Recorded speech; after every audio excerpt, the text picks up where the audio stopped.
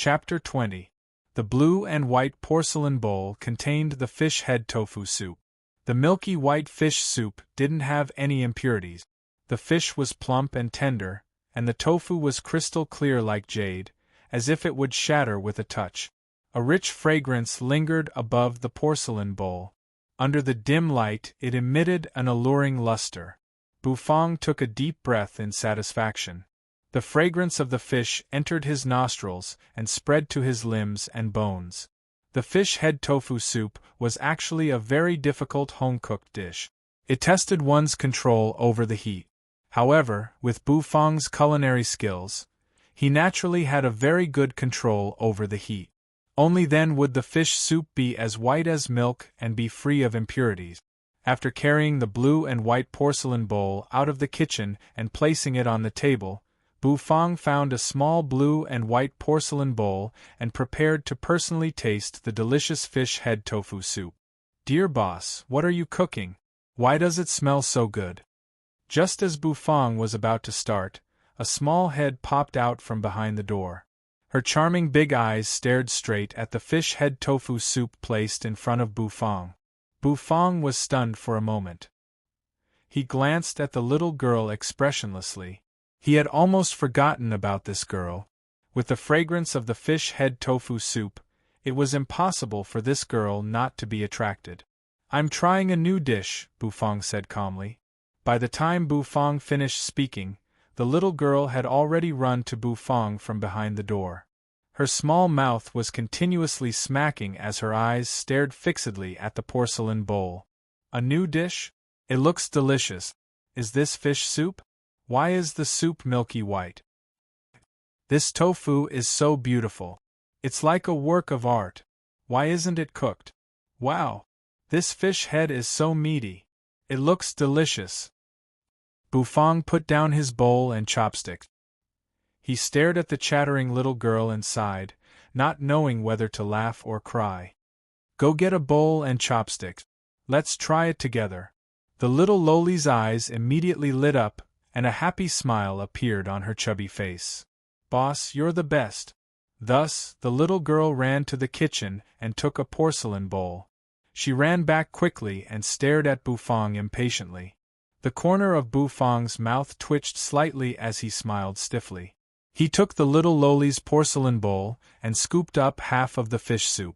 Then, he used his chopsticks to pick up a piece of plump and tender fish cheek meat and scooped up 1 or 2 pieces of crystal-clear tofu. The little Lolita happily took the bowl and sniffed it. The warm fragrance made her unable to help but let out a delicate cry. The little Loli seemed to be very knowledgeable when it came to eating. She did not eat the fish first.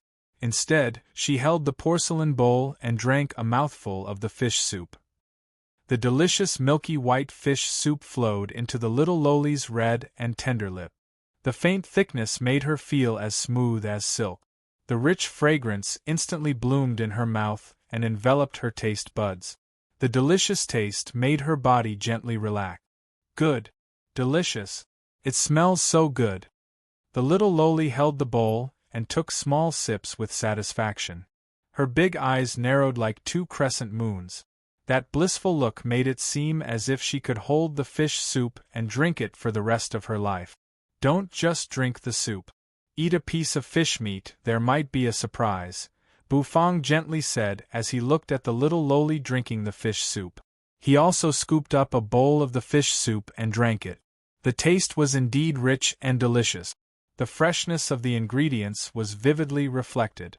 "Ah, this fish meat. Why is there a numbing feeling of lightning?" The little Loli ate a piece of fish meat and her face was filled with shock. Even though the fish meat had the numbing feeling of lightning, it did not reduce the points of the fish soup. Instead, it added a lot of points. This was because the numbing feeling came from the ingredients themselves. The combination of the freshness and the numbing feeling of lightning made the taste even more distinct and rich. The tofu was also extremely soft and melted in the mouth. The fragrance of the tofu mixed with the freshness of the fish meat in the mouth brought about a different kind of enjoyment. "This is the best fish soup I have ever tasted." the little loli said to Bufang in a serious manner after drinking the last drop of fish soup in the porcelain bowl. Furthermore, it was not only delicious.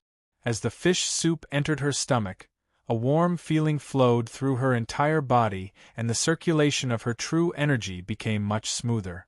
"And I got it. Eat your fill and go to bed early. You still have work tomorrow," Bufang expressionlessly nodded and reminded her. The little loli's expression froze. Then, she proudly snorted and put down the porcelain bowl. She turned around and was about to return to the guest room. However, when she reached the door, the little loli hesitated for a moment before she turned around and said to Bufang, "Smelly boss, my name is Ouyang Xiaoyi. You can call me Xiaoyi." Bufang was stunned for a moment before he said, "I got it." Ouyang Xiaoyi was speechless. The little loli was furious. "I have already told you my name. Shouldn't this smelly boss tell me his name?" "Smelly boss, what's your name?" Xiaoyi proudly asked. "Bufang." Bufang calmly answered as he cleaned up the bowls and chopsticks. Xiaoyi snorted. She finally returned to the guest room and went to sleep contentedly. After cleaning up the bowls and chopsticks and placing them in the automatic dishwasher prepared by the system, Bufang stretched his body. He also planned to go to bed early. Even though his body had become stronger, sleep was still very important. Because he had eaten the fish head tofu soup and his mouth was still filled with the rich fragrance of fish, Bufang temporarily lost interest in making the other reward from the system, the golden shumai. The night passed uneventfully. When the morning sun shone on the entrance of the store, Bufang opened the door after completing his daily training. Ouyang Xiaoyi also rubbed her sleepy eyes and got up. When she saw Bufang feeding the big black dog at the entrance, she immediately came over curiously.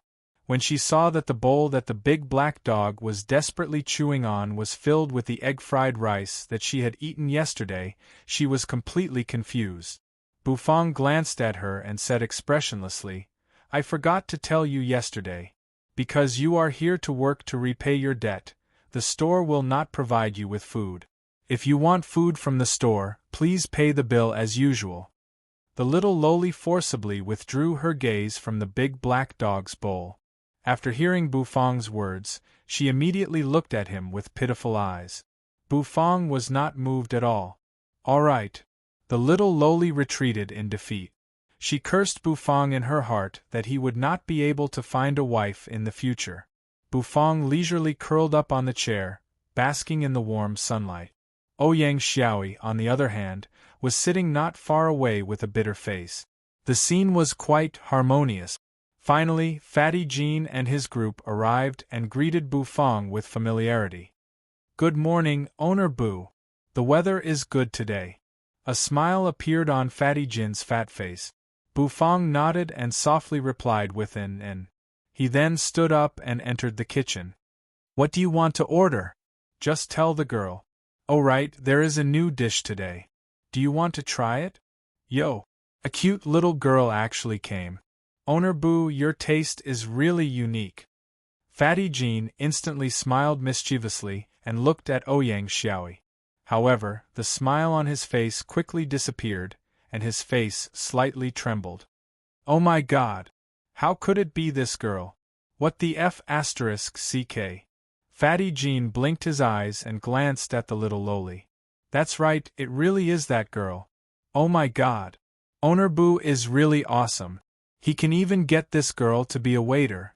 Did her 3 barbaric brothers agree?" "Fatty Jean, what do you want to eat? Hurry up." Ouyang Xiaoyi also recognized Fatty Jean and immediately snorted impatiently. "Today, I will have the improved egg-fried rice and the new dish," Fatty Jean hurriedly said. The other fatties also ordered their food. However, today, these fatties were not as fierce as yesterday. They only ordered 1 or 2 dishes. After all, these dishes were not cheap. "Alright, wait for a while." Ouyang Xiaoyi seriously noted down everyone's order. She turned around and walked to the kitchen. When she reached the door, she gave the menu to Bufang. Only Fatty Jean ordered the fish head tofu soup?" Bufang was a little surprised, but it was not beyond his expectations, because the fish head tofu soup was indeed not cheap. It cost 20 crystals for a portion. It was a sky-high price. Only Fatty Jean, who did not lack money, dared to order food so casually. Although the others were also rich, they were not as rich as Fatty Jean. Fish head tofu soup, interesting. It actually costs 20 crystals. I want to see what's so special about it.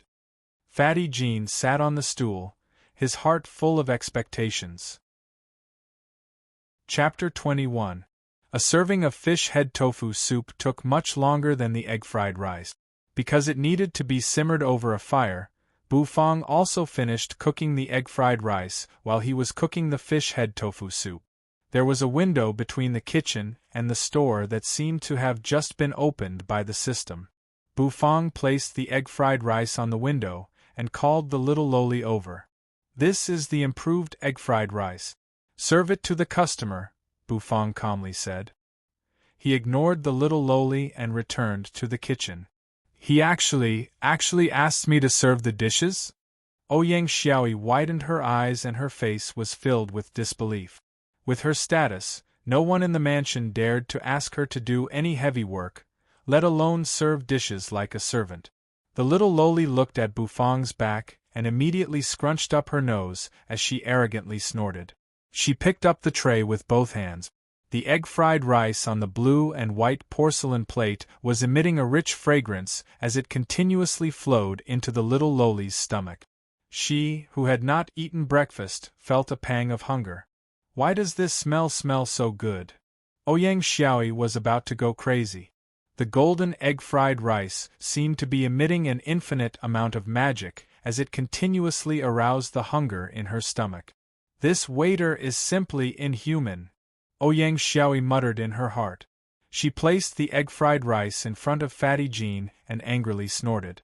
This Fatty Jean actually dared to ask him to serve the dishes. When Fatty Jean saw Ouyang Xiaoyi personally serving the dishes, his face was immediately filled with flattery and he hurriedly stood up to welcome her. Ouyang Xiaoyi ignored him. She placed the egg-fried rice down and quickly turned around to leave. She was really afraid that she would not be able to control herself and directly eat the egg-fried rice. Once again placing the egg-fried rice on the window, Bufang was slightly surprised when he saw Ouyang Xiaoyi walking over. Ouyang Xiaoyi used a handkerchief to cover her nostrils and tied a knot at the back of her head, just like a sneaky thief. "What's wrong with you?" Bufang expressionlessly asked. "Smelly boss. Do you know how much temptation a waiter has to resist when smelling the aroma of the dishes?" Little loli rolled her eyes at Bufang and said in a muffled voice. The corner of Bufang's mouth twitched, but he didn't smile. 15 minutes later, the fish head tofu soup was ready. A rich aroma immediately drifted out of the kitchen and lingered in the air above the restaurant. Fatty Jean, who was eating the egg-fried rice, suddenly stopped. He raised his head and sniffed, as if he wanted to inhale the smell in the air. "It smells so good. This is not the aroma of egg-fried rice. Could it be the smell of a new dish?" Fatty Jean muttered to himself. Then, his eyes lit up as he looked toward the kitchen with anticipation. The porcelain plate containing the fish head tofu soup was relatively large. Bufang did not let the little loli carry it. Instead, he grabbed the porcelain bowl and slowly walked out of the kitchen. As soon as he came out, he attracted everyone's attention. Everyone curiously looked at the huge celadone bowl in Bufang's hand. Fatty Jean was a little impatient. "Quick, quick!"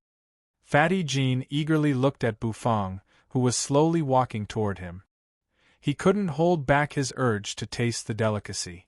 A bowl of milky white fish soup, with translucent and tender fish meat and jade-like tofu, was placed in front of Fatty Jean. A rich aroma wafted through the air. "Your fish head tofu soup, please enjoy," Bufang calmly said. With a wave of clamor, the crowd, who had woken up from the aroma of the fish soup, gathered around Fatty Jean. Their huge bodies squeezed Bufang and Xiaoyi away. Bufang, on the other hand, didn't care. He expressionlessly curled up on a chair in front of the store. Ouyang Xiaoyi was so angry that she clenched her teeth. This group of fatties! They actually dared to push me away. She clenched her teeth and stared at the group of fatties who were attracted by the delicacy. She felt a wave of helplessness in her heart. She angrily snorted and ignored them. Gulp, gulp. The fatties around Fatty Jean were envious as they watched Fatty Jean drink the fish soup and eat the fish meat with a face full of happiness. Their throats moved up and down, and the sound of gulping could be heard. Old Jean, is this fish head tofu soup really that delicious? A fat man asked curiously. He had been tempted by the aroma of the soup for a long time. Fatty Jean spat out a fishbone from his mouth and replied with a face full of enjoyment, "This fish soup is indescribably delicious. It's hard to imagine that it's actually a fish soup cooked with tofu. The fish meat is fresh and tender, and the hardness is just right. When you bite into it, it feels like you've just experienced a massage. Not to mention the tofu, it disappeared with a sizzle and melted in your mouth. Moreover, the fish meat has a thunderous feeling. It should be the meat of a thunder-type spirit beast. After eating it, it will help to increase the true energy in the body. All in all, this bowl of fish soup is well worth the money." Fatty Jean was full of praises, and it immediately made the hearts of these rich people itch. Finally, as if he had made up his mind about something, the fatty turned around and said to Bufang, "Owner Bu, give me a bowl of fish head tofu soup as well." Bufang lazily raised his head, glanced at the fatty, and expressionlessly said, "No, your cultivation level is not high enough. You're not allowed to order food." The fatty was immediately dumbfounded and anxiously said, "Owner, I have money. I really do." "If your cultivation level is not high enough, you're not allowed to order food. This is the rule, and it has nothing to do with money," Bufang indifferently said with an incomparably cold tone, as if he was really not interested in money. In fact, Bufang's heart was already bleeding. 20 crystals. That was all hard-earned money. Bufang's stern refusal did not come as a surprise to the others. Therefore, most of them did not continue to question Bufang. They all knew that Fang Fang's little store attached great importance to the rules. Fatty Jean was very satisfied. He contentedly took out his money, waved at Bufang, and left. However, before he left, he was pulled by the little loli and whispered for a while. The little loli returned with a bright smile on her face, as if she had just picked up money. "Smelly boss, give me a bowl of egg-fried rice and fish head tofu soup," the little loli charmingly shouted at Bufang as soon as she entered the store. Bufang raised his eyebrows and simply said, "You want to freeload again? I have money. Hurry up and cook it for me," the little loli said coquettishly. "Your cultivation level is not high enough, so you can't order fish head tofu soup." Bufang stood up. If the little loli had money, then there would be no problem. Looking at the situation just now, the little loli must have borrowed a lot of money from Fatty Jean. "You're lying. I clearly drank the fish head tofu soup last night," the little loli immediately complained. She felt that Bufang was purposely making things difficult for her. Bufang was startled for a moment, then said, "There is no limit when trying a new dish. Didn't you notice that your true energy did not increase after eating so much soup? That's because I removed the spirit energy from the dish, that's why you can taste it." Actually, the spirit energy in the fish soup that Bufang ate was extracted by the system. Since his cultivation level could not withstand the spirit energy in the soup, it could easily cause his true energy to become chaotic.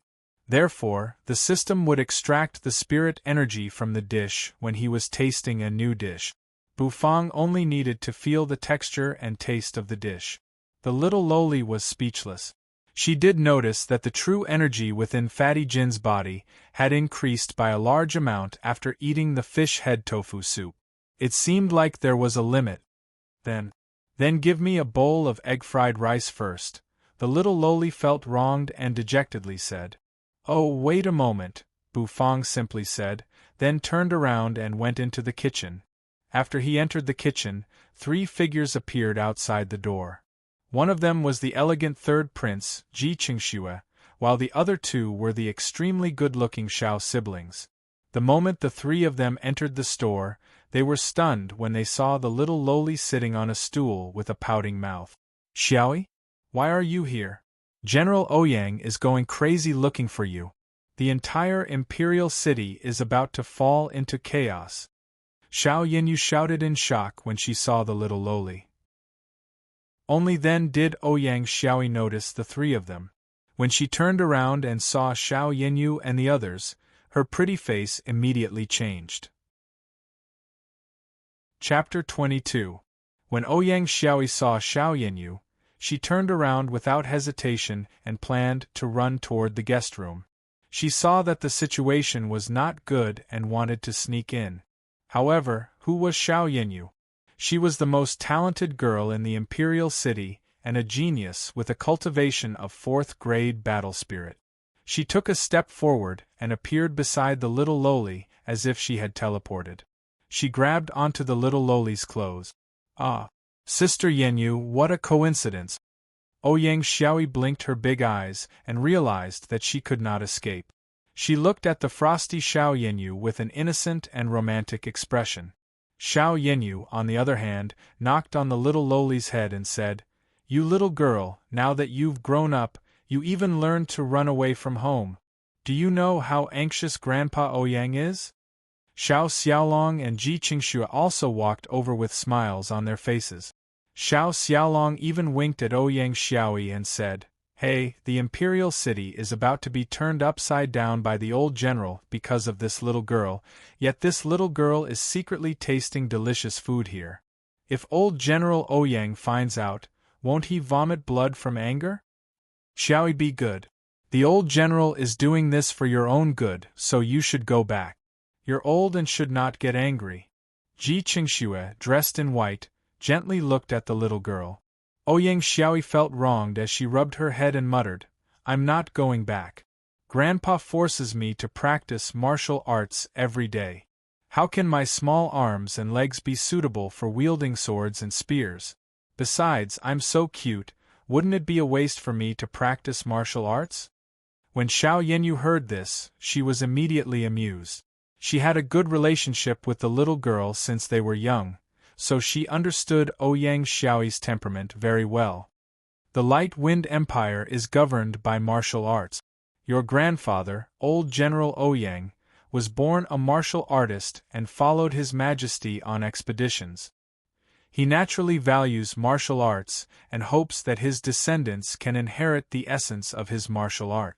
Do you know how many people in the entire Light Wind Empire want to be under old General Ouyang's tutelage? Only a little girl like you doesn't know how fortunate you are. Ouyang Xiaoyi still felt wronged.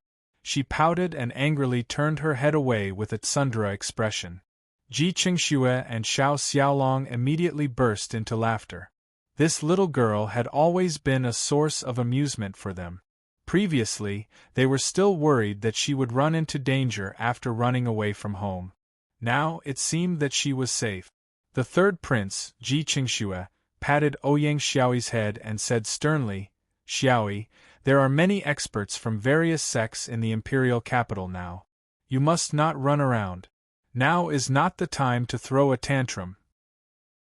If you were to be abducted by some expert from one of the sects, it would be a huge hindrance to old General Ouyang."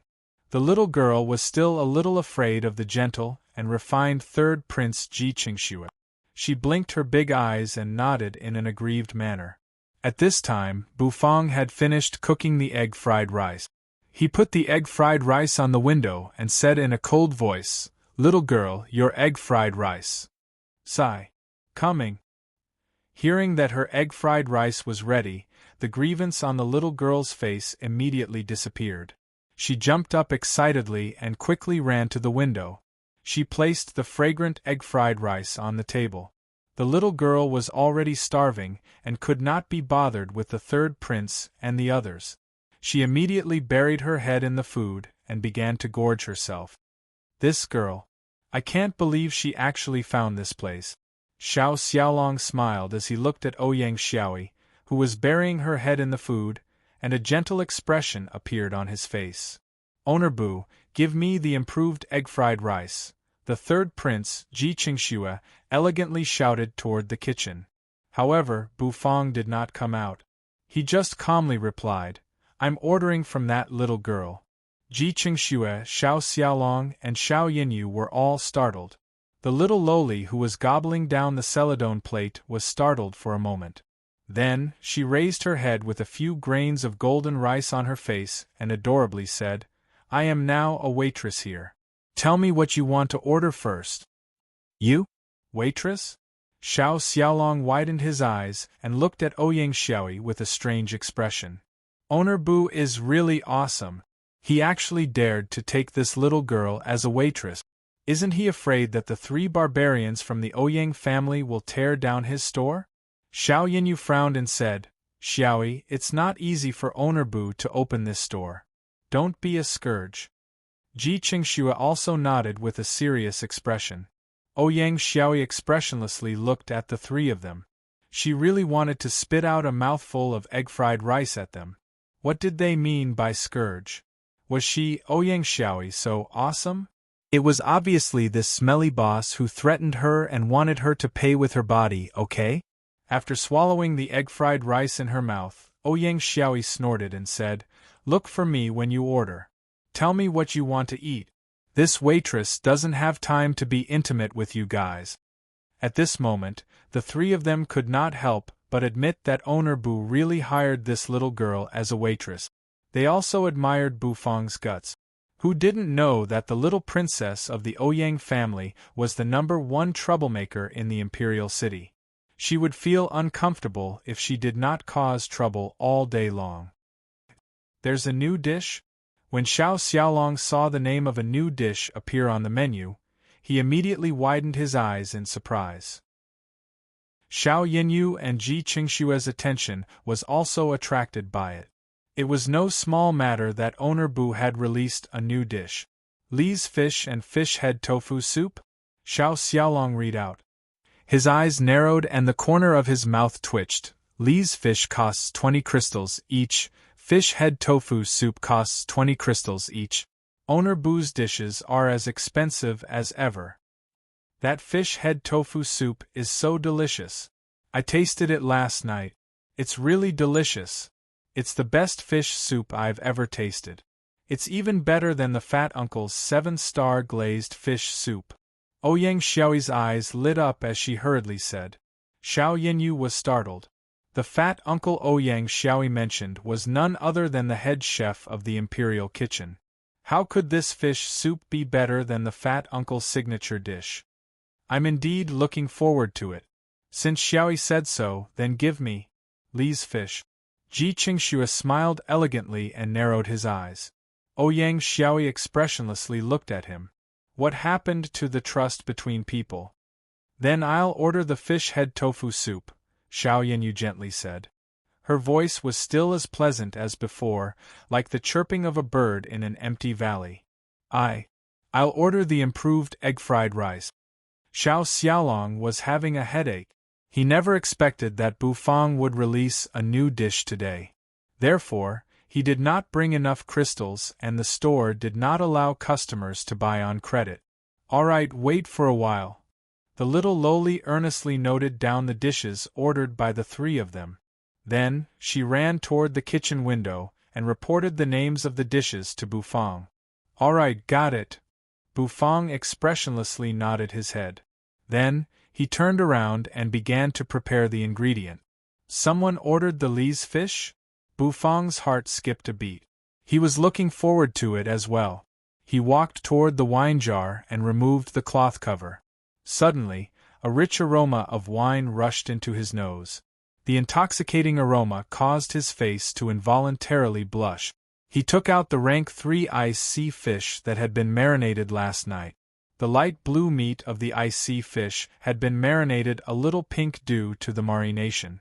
It had a rich flavor, and the thick distiller's lees had covered the rank 3 ice sea fish from inside out.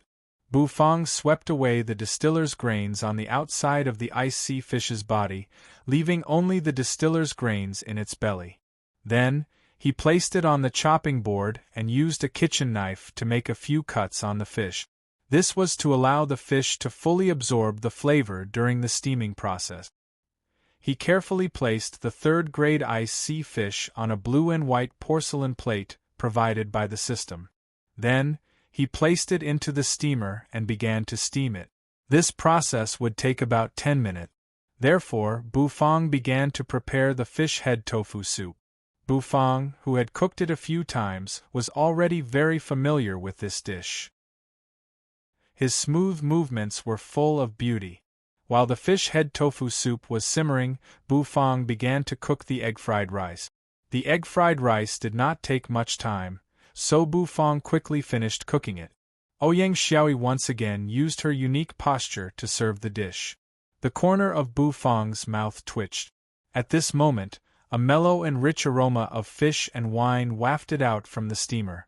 The wine, in particular, was extremely intoxicating. When Ji Qingxue smelled the aroma of the wine, his eyes immediately lit up. Those who practiced martial arts were naturally people who loved wine. The aroma of the wine was very strong, so it was definitely good wine. He could not help but salivate and look forward to it. Once the 10 minutes were up, Bufang opened the lid of the steamer. White steam rose into the sky. The steam was fresh and sweet, refreshing the mind. Because the water in the steamer was taken from the Dragon Lake in the Dragon Spring mountain range, it was said that a 7th-grade flood dragon lived there. The life energy within the water was extremely rich. Bufang carried out the Li's fish and placed it on the table. After being marinated and steamed, the blue skin of the 3rd-grade ice sea fish had turned pink. The fish skin was as translucent as jade and seemed to be reflecting light. Light pink distiller's grains flowed out from the slit in its belly.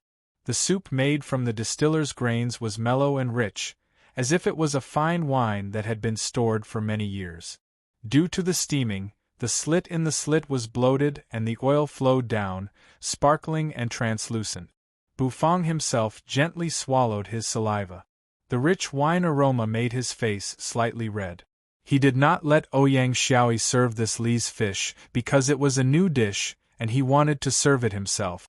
As he walked out of the kitchen, the Li's fish on the plate opened its mouth and emitted a rich wine aroma as he walked. The entire store was surrounded by the fragrance of fine wine. Chapter 23. The wine brewed from this distiller's grains should be good wine. Ji Qingxue's eyes flickered with a strange light as he said in a serious tone. The wine's fragrance was so rich and mellow that it was not too far off from the imperial palace's aromatic raging flame wine. When the Li's fish was brought before him, it attracted the attention of everyone in the store. Even the little Loli was like a curious baby as she craned her neck to catch a glimpse of the Li's fish. Even though Ouyang Xiaoyi was already certain that the Li's fish would not taste as good as the fish head tofu soup. How beautiful! Xiao Yinyu could not help but exclaim softly as she gazed at the glowing skin of the 3rd-grade ice sea fish. Her gaze was immediately attracted by the Li's fish. Due to the fact that it was steamed, the fish skin was firm and elastic. The distiller's grains flowed out of the fish's belly, emitting a rich aroma and steam. When the fish opened its mouth, the dense aroma of wine spurted out, making the entire fish seem as if it was floating in the ocean. "Your Li's fish, please enjoy," Bufang expressionlessly said. Ji Qingxue gently smiled and impatiently picked up his chopsticks. Even though he was anxious, his actions were methodical. He first used his chopsticks to tap the tight skin of the 3rd-grade ice sea fish, and the rebounding force brought a smile to the corner of his mouth. The fact that the fish skin could be steamed with such elasticity meant that the chef had a good grasp of the heat. Such an effect would not be achieved if the fish was steamed too early or too long. If the fish was steamed too early, the skin would be too hard and the meat would be too coarse. If the fish was steamed too long, the skin would become sticky and the meat would become like mud, making it difficult to eat. The chopsticks exerted some force and immediately broke through the fish skin. A faint fish oil seeped out along with the rich aroma of the fish. Ji Qingxue used his chopsticks to pick up the meat near the gills. The meat here was the most delicious part of the entire fish, as it was the part with the best quality. Most expert fish eaters would choose this part. As soon as the meat entered his mouth, Ji Qingxue's eyes immediately lit up. He did not feel as if he was eating a fish, but rather drinking a glass of fine wine. The rich aroma of the wine surged out from the fish and filled his mouth. However, it was the fresh and tender fish that enveloped his taste buds. The fish had the freshness of fish and a hint of coolness that seeped into one's heart. The warmth and the coolness seemed to form a world of ice and fire. The texture was unexpectedly good. Ji Qingxue narrowed his eyes and enjoyed the taste for a while before nodding his head. An intoxicated look appeared on his face as he continued to pick up a large piece of fish and put it into his mouth. "Ownerbu, this fish shouldn't be an ordinary fish, right? That ice-cold feeling is simply the finishing touch, elevating the already delicious fish to a whole new level," Ji Qingxue said as he ate. The others subconsciously swallowed their saliva as they watched him quickly pick up the chopstick. The little Loli's eyes were glued to the Li's fish, and she felt that it was very delicious. This fish is a third-grade ice sea fish from the northern seas of the Light Wind Empire. The fish is bone-chilling, but after cooking, the coolness has dissipated. Moreover, the warmth of the distiller's grains and the intense heat of the distiller's grains have combined to achieve the effect of ice and fire, Bu Fang simply said. After replying to Ji Qingxue, he turned around and returned to the kitchen. The fish head tofu soup was still simmering, and he could not afford to lose control of the heat. Ji Qingxue also came to a sudden realization. So it was a third-grade ice sea fish. This fish was an extremely rare spirit beast from the sea. Even as a prince, he rarely had the chance to taste this fish. He did not expect to find this kind of fish in an inconspicuous store within the imperial city. "Everyone, come and have a taste. This fish is really delicious, and the taste of the distiller's grains is also incomparably mellow. It's definitely worth it," Ji Qingxue said with a chuckle as he glanced at the eager crowd. Xiao Xiaolong immediately picked up a piece of fish with his chopsticks and put it into his mouth. Xiao Yinyu, on the other hand, was much more reserved. She waited for Xiao Xiaolong to pick up a piece before gracefully and lightly picking up a piece of fish. Xiao Xiaolong's eyes widened as he opened his mouth and spat out a mouthful of hot air that was filled with the fragrance of the wine. The taste was beyond his expectations. The coldness of the fish mixed with the intense heat of the distiller's grains created a unique experience. "It's delicious." Xiao Xiaolong was intoxicated. The little Loli swallowed a mouthful of saliva and secretly reached out her chopsticks to pick up the fish as well. However, her hand was pushed away by the smiling Ji Qingxue. The latter had an innocent expression as he pointed at the words on the menu. Ouyang Xiaoyi was immediately driven mad. Her cultivation level was only a second-grade battlemaster. There were so many delicacies that she could not taste. Xiao Yinyu's image was much better than Xiao Xiaolong's. However, her eyes also lit up as she nodded. Soon, the Li's fish was divided among the crowd. Everyone's face was filled with enjoyment. However, their enjoyment quickly turned into intoxication as Bu Fang came out with the fish head tofu soup. It was a completely different kind of fish from the Li's fish. It allowed the three of them to experience a feast of fish meat once again. Even though there were only 2 dishes, the three of them felt that this was already the pinnacle of fish meat cooking. Ouyang Xiaoyi pouted. She felt that there was nothing left to live for.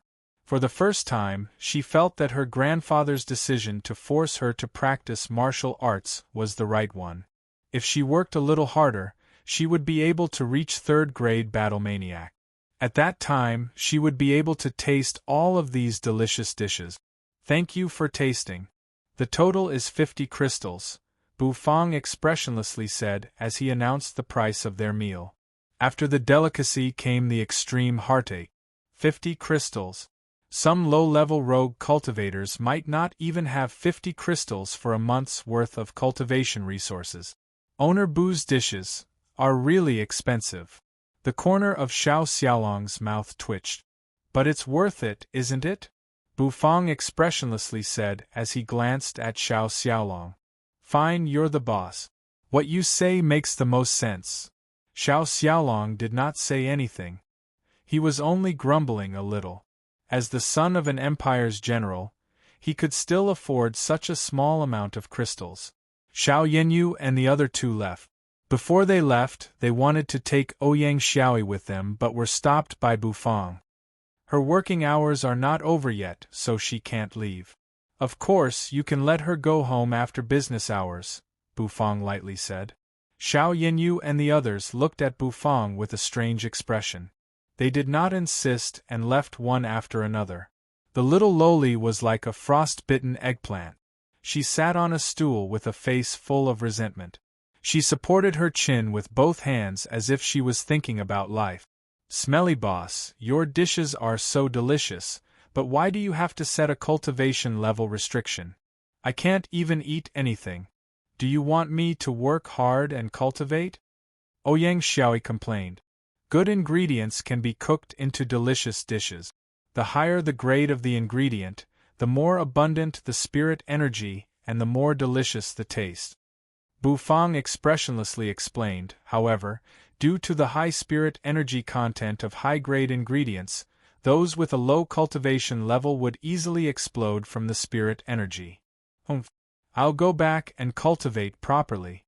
One day, I'll definitely eat all of the dishes in your store. Ouyang Xiaoyi stuck out her tongue at Bu Fang and laughed. Oh, you're welcome to, but you still have to pay for it, Bu Fang seriously said. Ouyang Xiaoyi. On the way back, Xiao Yanyu thought for a moment and decided to tell General Ouyang about Ouyang Xiaoyi's presence at Fang Fang's little store. General Ouyang did not know whether to laugh or cry when he heard the news. This little girl ran away from home and actually went to work as a waitress at a small store? Eldest brother, second brother, third brother, go to that store and bring your little sister back. If we don't teach this girl a lesson, she'll climb onto the emperor's head and pull his beard.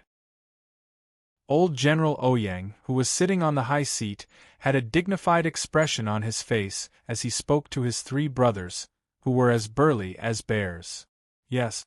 The three brothers replied in a muffled voice, then turned around and rushed out of the general's manor. It was not a small matter for the three barbarians of Ouyang to move out at the same time. Many people were paying attention to it. However, when they found out that the reason the three barbarians moved out was to pick up their little sister from a small restaurant, they were speechless. This kind of ostentatious fart was indeed in line with the style of the Ouyang family. At that moment, Bu Fang was still unaware that three humanoid beasts were aggressively heading toward his store. As for him, he was curled up on a chair and basking in the sun. Chapter 24. The three barbarians of Ouyang were the three sons of the current patriarch of the Ouyang family, Ouyang Zongheng. They had the backs of a tiger and the waists of a bear, just like humanoid beasts. Their fighting strength was terrifying, and their brute strength was even more outstanding. In the imperial capital, they had always been regarded as humanoid destruction machines, so they were called the three barbarians of Ouyang. The eldest brother, Ouyang Zhen, the second brother, Ouyang Wu, and the third brother, Ouyang Di, were collectively known as Invincible True. The three of them were triplets, so their appearances were very similar. Their cultivation levels were similar as well, all at the level of 4th grade battle maniac. They had once followed General Ouyang Zongheng on an expedition to kill enemies, so they had all gone through bloody experiences. Although they were known as the three barbarians of Ouyang and didn't give face to anyone in the imperial city, they only obeyed their only sister, Ouyang Xiaoyi. Now that they received the news that their sister, whom they cherished in their hands and feared would fall and melt in their mouths, was actually held hostage by a small restaurant in a remote alley, it was simply intolerable. The three of them were like balloons that had been inflated to the limit, ready to burst at any time. They charged toward the restaurant aggressively. Zhao Rouge and Sun Qixiang, who had been secretly paying attention to the restaurant, were the first to notice the movements of the three barbarians of Ouyang. They could not help but rejoice in their misfortune. Zhao Rouge sneered. He had been looking for an opportunity to destroy the restaurant, but now it seemed that there was no need for him to do so. The reputation of the three barbarians of Ouyang as human-shaped destruction machines was not undeserved. Everywhere they went would definitely be razed to the ground. At that time, all he had to do was to ruthlessly trample on the face of that damned expressionless boss in front of the restaurant. After walking along the main street of the capital and passing by the Immortal Phoenix restaurant, he would continue forward. After walking for another 10 miles, he would make a left turn and he would find an alleyway. After stepping into the alleyway and walking straight, he would find Bu Fong's store. Bu Fong was lying on the chair, basking in the sun. The warm sunlight shone on his body, making him feel warm and sleepy. Ouyang Xiaoyi, on the other hand, was sitting at the side, bored. Due to her boredom, she began to cultivate diligently in order to eat Li's fish and fish head tofu soup as soon as possible. The three barbarians of Ouyang stepped into the alleyway. Their auras immediately spread out, stirring up the dust in the surroundings and causing the wind to howl. Dong dong dong. The three of them were like savage beasts in human form. Every step they took caused the ground to tremble. Big brother!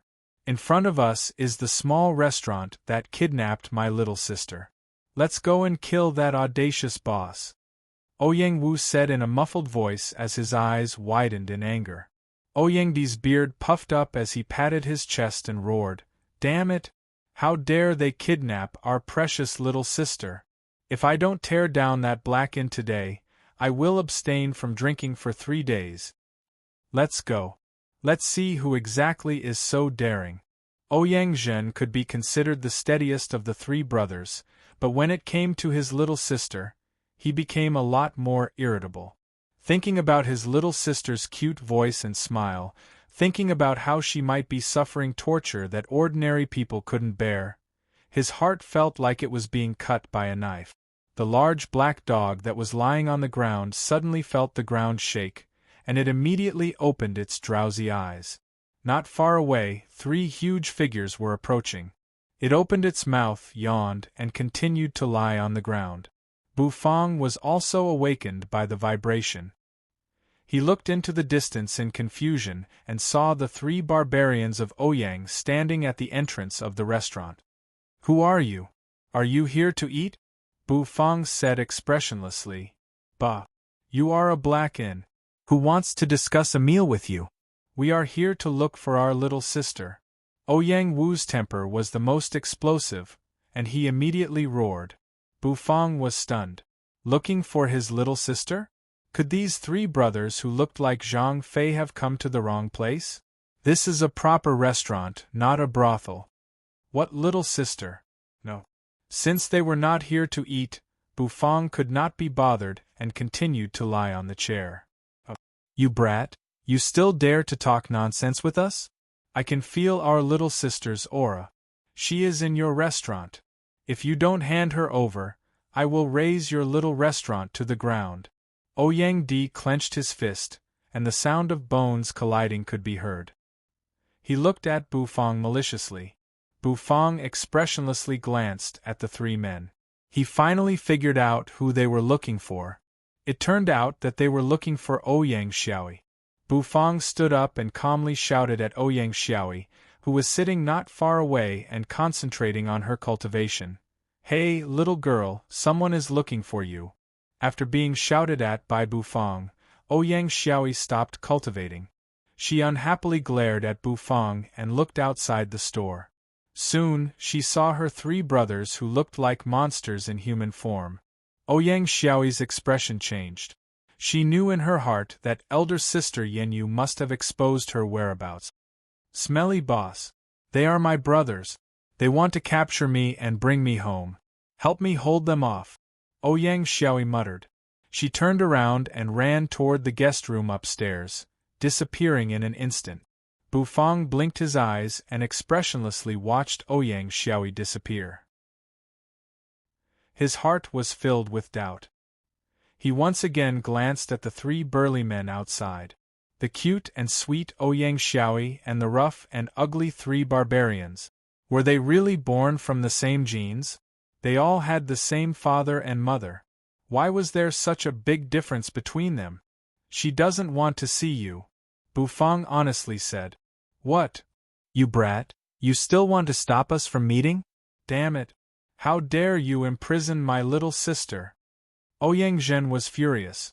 The image of Ouyang Xiaoyi's delicate body being tortured appeared in his mind. How infuriating! Bang! The irascible Ouyang Di took a step forward. Suddenly, a wave of energy burst out and he appeared in front of Bufang like a beast in human form. His ferocious face was almost stuck to Bufang's face. The wave of energy caused Bufang's hair to flutter. Bufang expressionlessly said, "You want to cause trouble? So what if I want to cause trouble? I'm going to tear down your store." Ouyang Di angrily glared and loudly said, "Xiao Bai, someone is causing trouble," Bufang calmly shouted.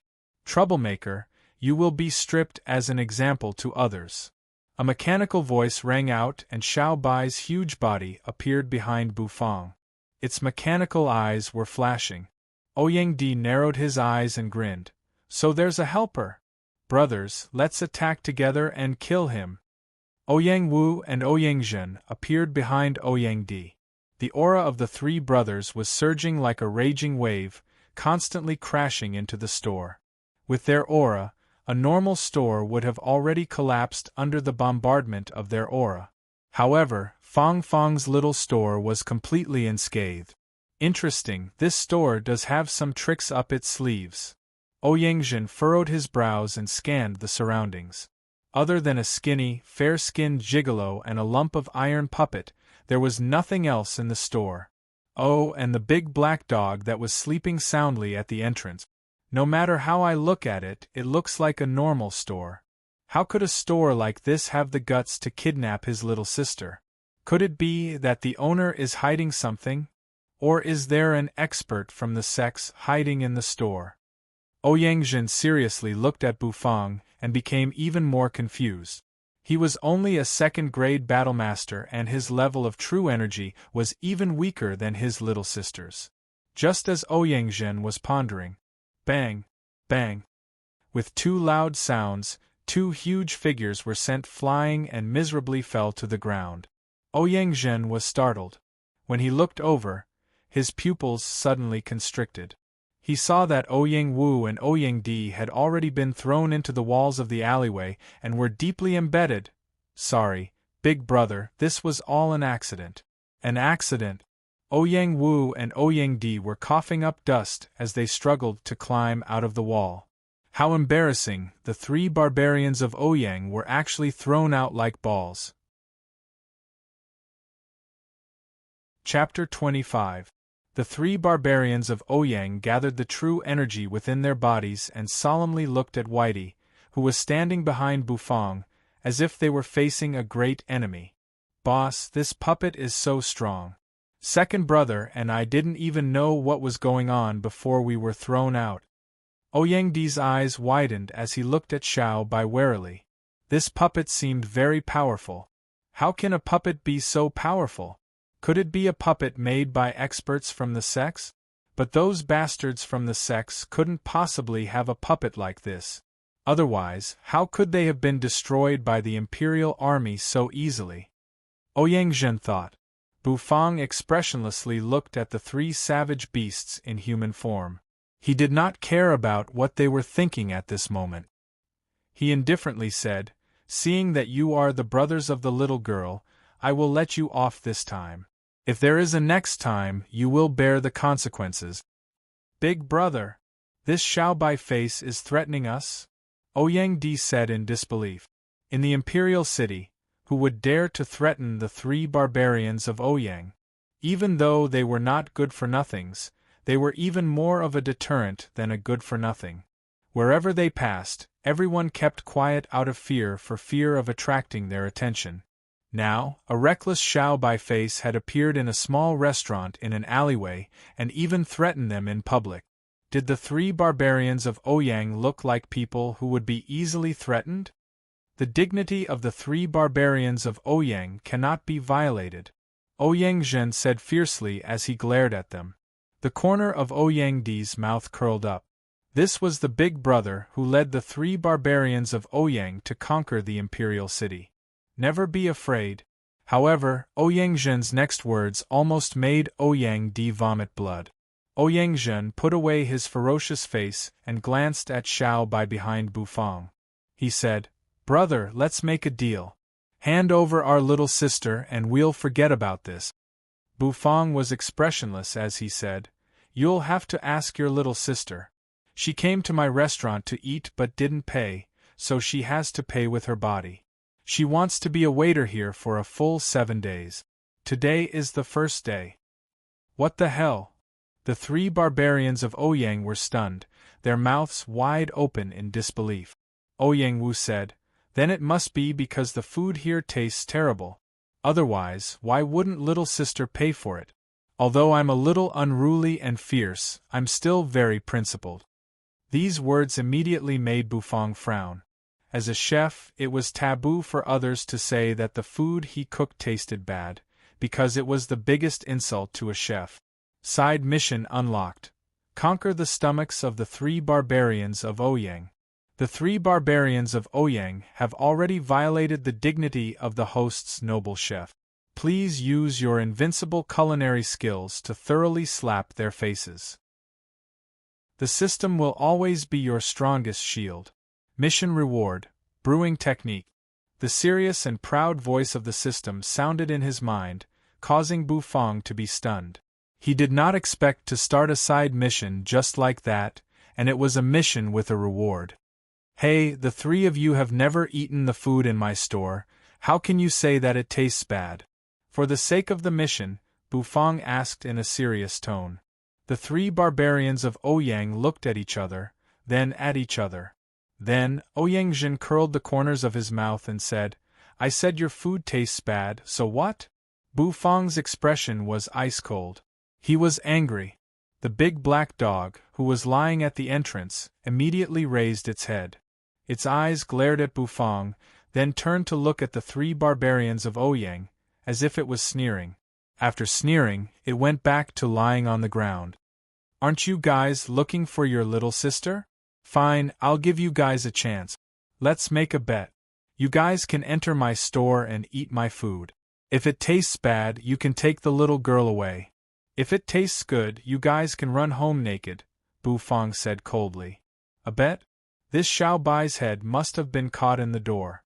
If he can't even conquer his little sister, how can he conquer the stomachs of us three brothers who taste the same? Fine. We'll agree to your bet, but you have to keep your word. After all, Xiaobai likes to go back on his word, Ouyang Zhen said. "Come in, let's order our food first," Bufang said indifferently. The three barbarians of Ouyang looked at each other, then cautiously stared at Xiaobai. Only then did they enter the store. Once they entered, the three of them began to size up their surroundings. Even though the environment is not bad, this store is too small, Ouyang Di twisted his body and said in dissatisfaction. Squeezing their huge bodies into the store was indeed more uncomfortable than squeezing Fatty Jean and his group of fat brothers into the store. However, it was still bearable. "Owner, do you have any wine? Give me a pot first," Ouyang Wu slammed the table and shouted. This guy had already completely immersed himself into the role of a customer. "I'm sorry, we don't provide any wine at the moment," Bufang expressionlessly said. "Why are you opening a restaurant if you don't have any wine? Aren't you just begging for food? Forget it, let me see if there's anything to eat." Ouyang Wu disdainfully glanced at Bufang and turned his gaze toward the menu on the wall. Then, the air in the store seemed to have stopped flowing, and it became extremely quiet. "That Li's fish is 20 crystals? Isn't the fish head tofu soup also 20 crystals?" A bowl of egg-fried rice can also be sold for 10 crystals?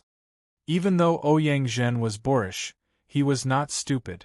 This price was a little scary. A stack of vegetables for 100 gold coins, a bowl of dry mixed noodles for 100 gold coins. Ouyang Wu's mouth was dry.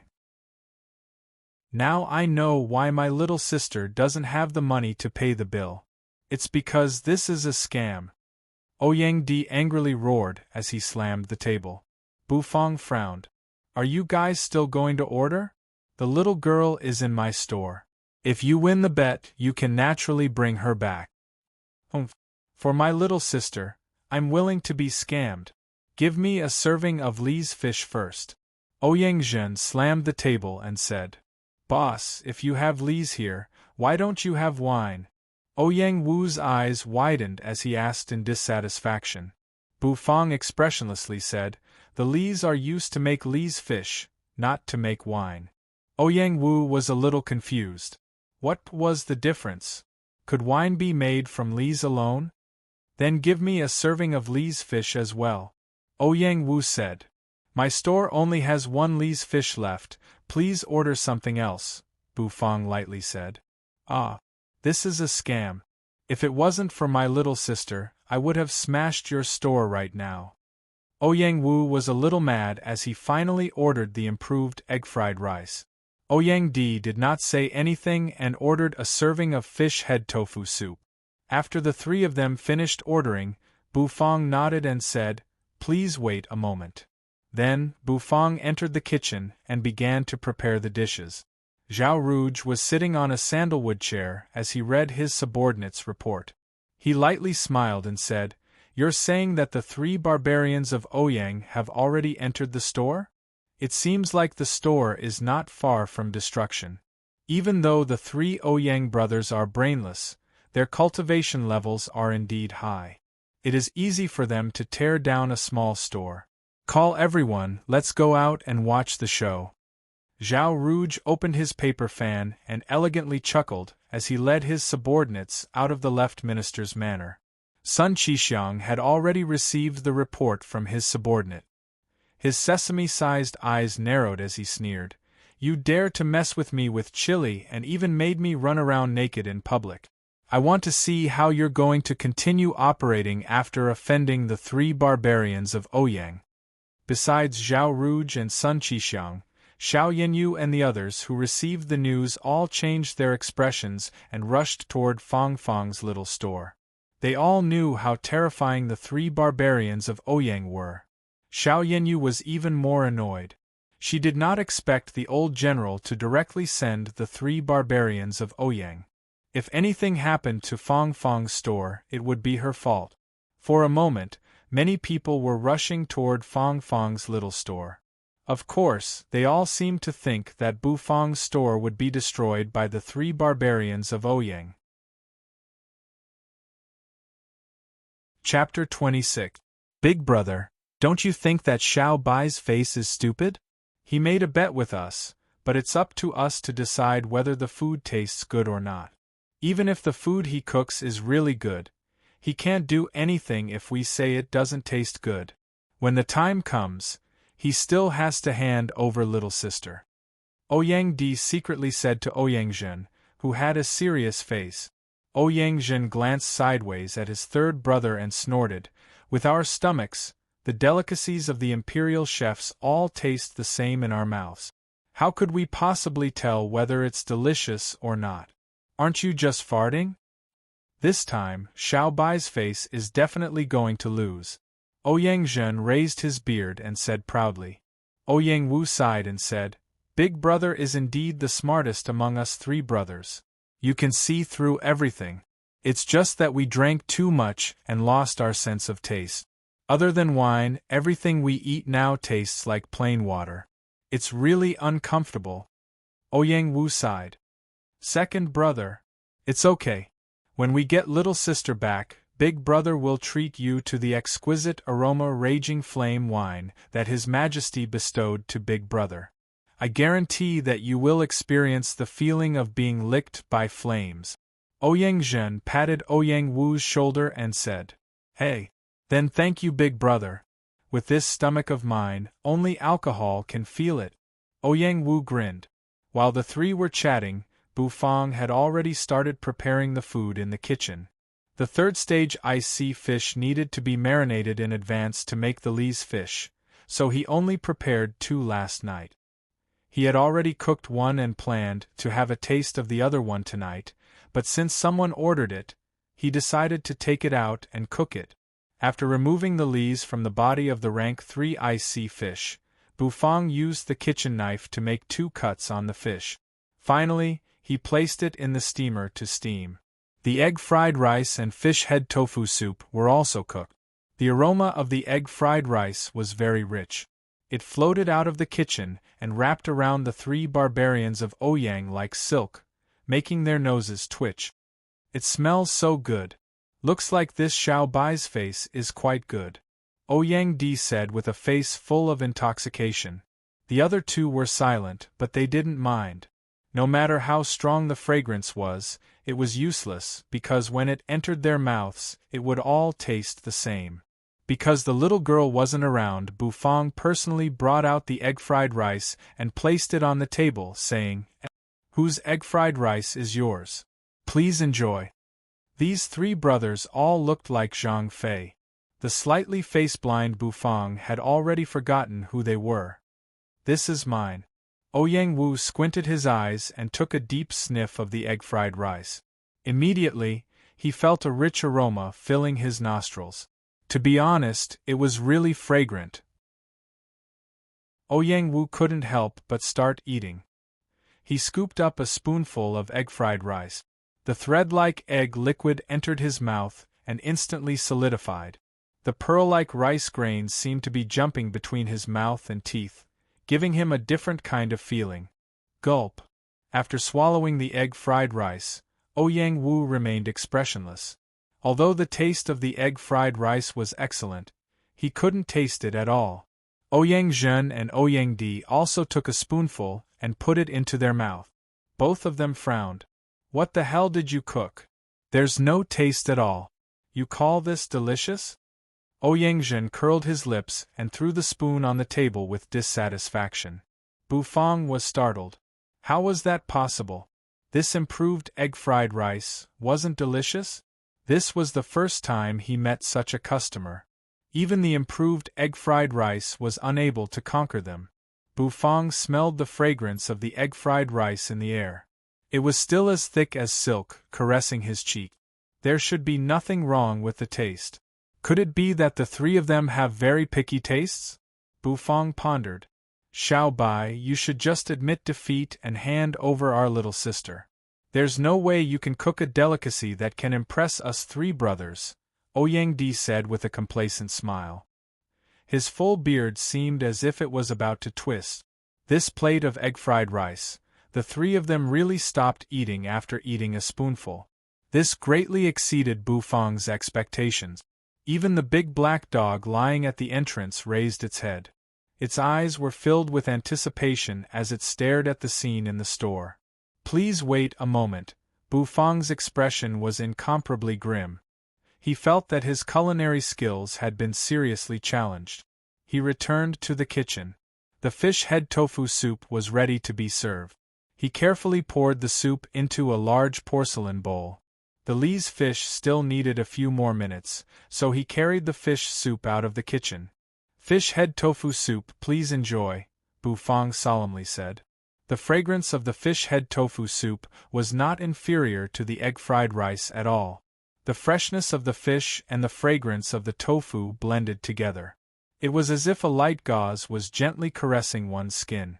The milky white fish soup and the jade-like tofu were exuding a hazy luster under the light. It was extremely beautiful. Just the appearance alone was enough to intoxicate the 3 Ouyang brothers and greatly increase their appetite. However, after they finished the fish soup, their faces were expressionless as if they had just drunk a bowl of plain water. "No. Your fish soup doesn't taste good," the 3 Ouyang brothers said in unison as they shook their heads. "Interesting." Bufang's face was expressionless, but his heart was extremely solemn. He gave the three brothers a deep look before turning around and returning to the kitchen.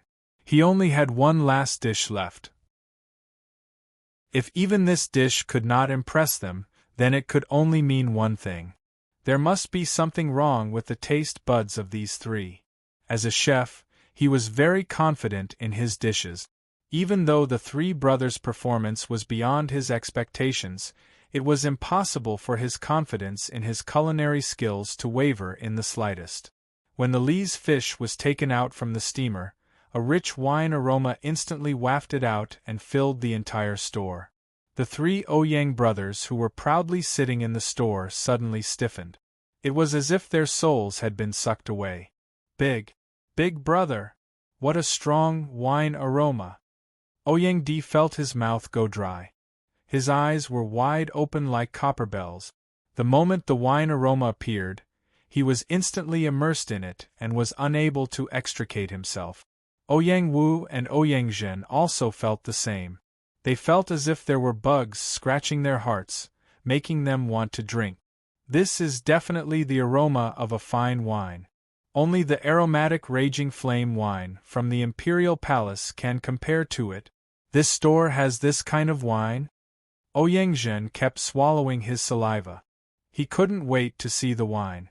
The three of them stared at the entrance of the kitchen and saw a thin figure walk out.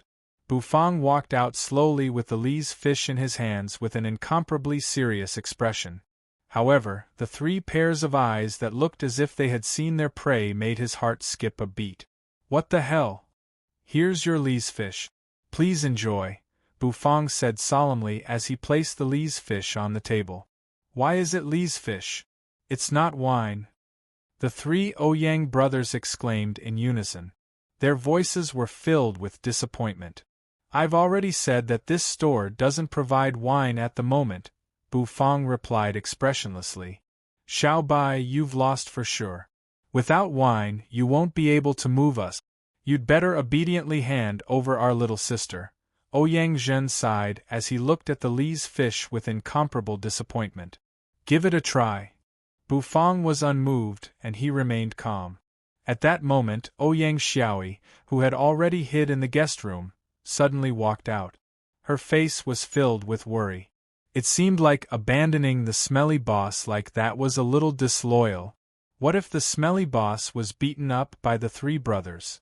Ouyang Xiaoi knew the temperament of the three barbarians of Ouyang very well, so she felt a little guilty. Smelly boss, you must hold on. You mustn't die, Ouyang Xiaoi prayed in her heart as she dashed out of the guest room and arrived at the store on the first floor. She sneakily stuck her head out from behind the door to look at the situation in the store. However, with just a glance, her rosy and delicate mouth slightly opened and her big eyes were filled with disbelief.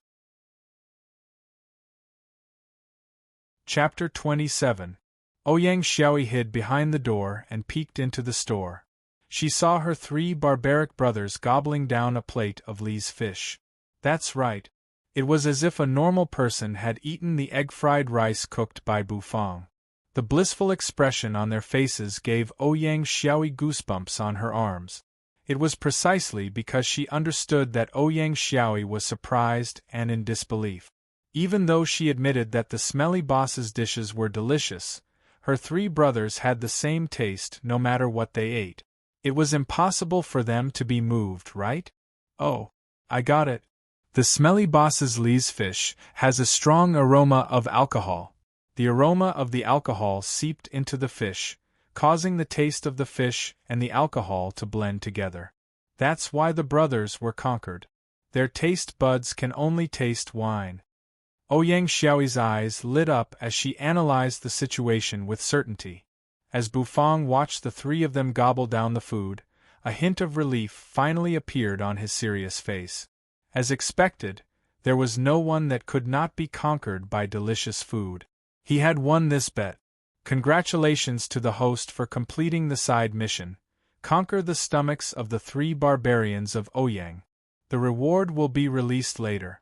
Young man, you will walk further and further on the path of becoming the god of cooking that stands at the top of the food chain in this fantasy world. Work hard. The system's solemn voice sounded. A stiff smile appeared on Bufang's face. This was the first time the three barbarians of Ouyang tasted delicious food. It was the first time they tasted food that made all the pores on their bodies open. This fish was simply irresistible to them. The fish had a hint of coldness that seeped into their hearts. Mixed within the coldness was the aroma of the alcohol. The coldness and heat resonated with each other and instantly attacked their almost dead taste bud. It was as if a withered tree had been given a new lease of life. They tasted a flavor that they would never forget for the rest of their lives. Why is it gone? You two brats actually dared to snatch it from your big brother. Ouyang Zhen was still intoxicated. His chopsticks grabbed empty air. It turned out that the last piece of fish had already been picked up by Ouyang Di. The fish bones were also scooped up by Ouyang Wu, and he was continuously licking them. Just like that, the fish was completely devoured by them. The three of them stared longingly at the blue and white porcelain plate, their tongues constantly licking their lips and fingers, wanting to recall that wonderful feeling just now. You finished eating? Then I win the bet, right? You have to admit that my dishes are very delicious. Bufang looked at the three people expressionlessly and said calmly and confidently. The bodies of the three barbarians of Ouyang immediately stiffened. They secretly cursed in their hearts. They were so engrossed in eating just now that they forgot that they were making a bet with Bufang. This Li's fish was simply too delicious. It was a delicacy that was tailor-made for them. Ahem. Boss Xiaobai, how should I say this? Although the three of us have finished eating your fish, but tsk, no, your fish is not delicious enough, Ouyang Zhen said while licking his fingers. If it's not delicious enough, why are you licking your fingers with a face full of aftertaste? Bufang complained expressionlessly. Right. Your fish is really bad. Even though it's not bad, it's not delicious enough. Ouyang Di's eyes rolled around as he straightened his neck and said. Ouyang Xiaoyi, who was hiding behind the door, covered her face with her palms. She felt that this was too embarrassing. Only her three foolish brothers would lie with their eyes wide open and say such insincere words. That's right. Xiaobai, you've lost. Hurry up and hand over our little sister. Otherwise, the three of us will tear down your store. Ouyang Wu fiercely threatened as he slammed his palm on the table. However, when he stuck out his tongue and licked his lips, his fierceness turned into a comical expression. Bufang was expressionless. He already knew in his heart that these three idiots were planning to deny the bet after eating the fish. Xiaobai, take off their clothes, leave behind enough crystals and throw them out, Bufang simply said as he put away the plates on the table and slowly walked toward the kitchen. However, when Bufang turned around and saw Ouyang Xiaoyi, who was hiding behind the door, he was slightly startled. Then, he expressionlessly walked past her and entered the kitchen. Ouyang Xiaoyi widened her eyes as she looked at the calm Bufang. She was a little confused. Was he not afraid that her three brothers would go berserk? If they went berserk, even they themselves would be afraid. However, in the next moment, a scene that completely dumbfounded her occurred in the store. She saw the adorable white puppet with a big belly in Bufang's store throw her three brothers out of the store with a slap each. In the instant they were thrown out, the clothes of the three brothers were completely taken off, leaving only a pair of underwear. Ah! Ouyang Xiaoyi screamed and hurriedly covered her eyes. This was too filthy. This was simply too filthy. So this was what Xiaobai was like. Ouyang Xiaoyi was dumbfounded, but the three barbarians of Ouyang were even more dumbfounded. A chilly wind brushed past their bodies, causing them to feel a wave of coldness. The three brothers gulped as they looked at the iron puppet in terror. What the F***ck? Big brother, this guy is so awesome. We were stripped naked without any ability to retaliate. Ouyang Di's heart was trembling. In that instant, they felt as if they were facing their grandfather. Their grandfather, old General Ouyang Qi, was a 6th-grade battle emperor. Could it be that the iron puppet in this store actually had the strength of a 6th grade battle emperor? This is simply F** King Dogsh *t. Since when did such a terrifying thing appear in the imperial city? Ouyang Zhen could not help but curse. The big black dog that was lying at the entrance suddenly opened its eyes. Its sharp gaze instantly fell on Ouyang Zhen. F** King Dogsh t? Does a dog have a grudge against you? Ouyang Zhen's face turned pale in an instant, completely devoid of blood. He felt an enormous and irresistible pressure pressing down on his body in an instant. His last piece of underwear, which was covering his private parts, also exploded into countless pieces with a tearing sound. Patter! Ouyang Zhen's entire body weakly knelt on the ground as if he had collapsed. His eyes were lifeless. Ouyang Wu and Ouyang Di were immediately startled. They fearfully glanced at the store, pulled up their big brother, and quickly ran away. The enemy was too powerful, they should call for reinforcements. The three of them fled in panic, leaving behind a trail of smoke and dust. The big black dog disdainfully glanced at the backs of the three people. It stuck out its tongue and licked its smooth and beautiful fur that was not tainted by a single speck of dust. It snorted and continued to sleep. Zhao Rouge and the others, who were squatting outside the alleyway, were looking forward to the three barbarians of Ouyang tearing down that despicable store so that they could go in and show off to the expressionless boss. However, after waiting for a long time, they saw three naked bodies rushing out of the alleyway in a sorry state. The other two were still fine as they still had underwear to cover their private parts. However, what did the man in the middle do to make him lose his underwear? Everyone stared at each other and saw the shock in each other's eyes. What the F***? Even the three barbarians of Ouyang were stripped and thrown out? Why is that store so awesome? Isn't it afraid of Grandfather Ouyang's wrath? Sun Qixiang's sesame-sized eyes widened as he exclaimed in disbelief. Zhao Rouge furrowed his eyebrows and a dignified look appeared on his handsome face. Unlike Sun Qixiang, he was thinking more than Sun Qixiang. A small store opened in an alleyway of the imperial city was able to strip the three barbarians of Ouyang and throw them out. Was that puppet really that powerful? Was that store really that simple? No. This store is not simple. Nowadays, the imperial city is in a state of flux and the experts from the various sects are all hiding. For a store that can defeat the three barbarians of Ouyang to appear at this time is definitely extraordinary. Zhao Rouge took a deep breath and then slowly exhaled. As the son of the minister of the left, he had seen and thought a lot. He no longer dared to underestimate this store. Damn it! I let that bastard escape again. No, I must avenge him for making me run around naked. I must make him shut down. Sun Qixiang was so angry that he was blowing his nose and glaring at Zhao Rouge. Zhao Rouge glanced at him and slightly narrowed his eyes. An unfathomable smile appeared on the corner of his mouth. The Xiao siblings and the third prince, Ji Qingxue, also rushed over and saw the three barbarians of Ouyang running around naked from afar. Looks like we don't need to do anything. Owner Bu is indeed not an ordinary person. Ji Qingxue thoughtfully looked at the backs of the three barbarians of Ouyang with a gentle smile on his face. As a talented woman of the imperial city, Xiao Yenyu's thoughts were naturally much deeper than ordinary people. Her eyebrows slightly furrowed and then smoothed out. They did not choose to go to Fong Fong's little store and turned around to leave. Sun Qixiang and Zhao Rouge also retreated. They were unable to see through the store and did not dare to rashly make a move.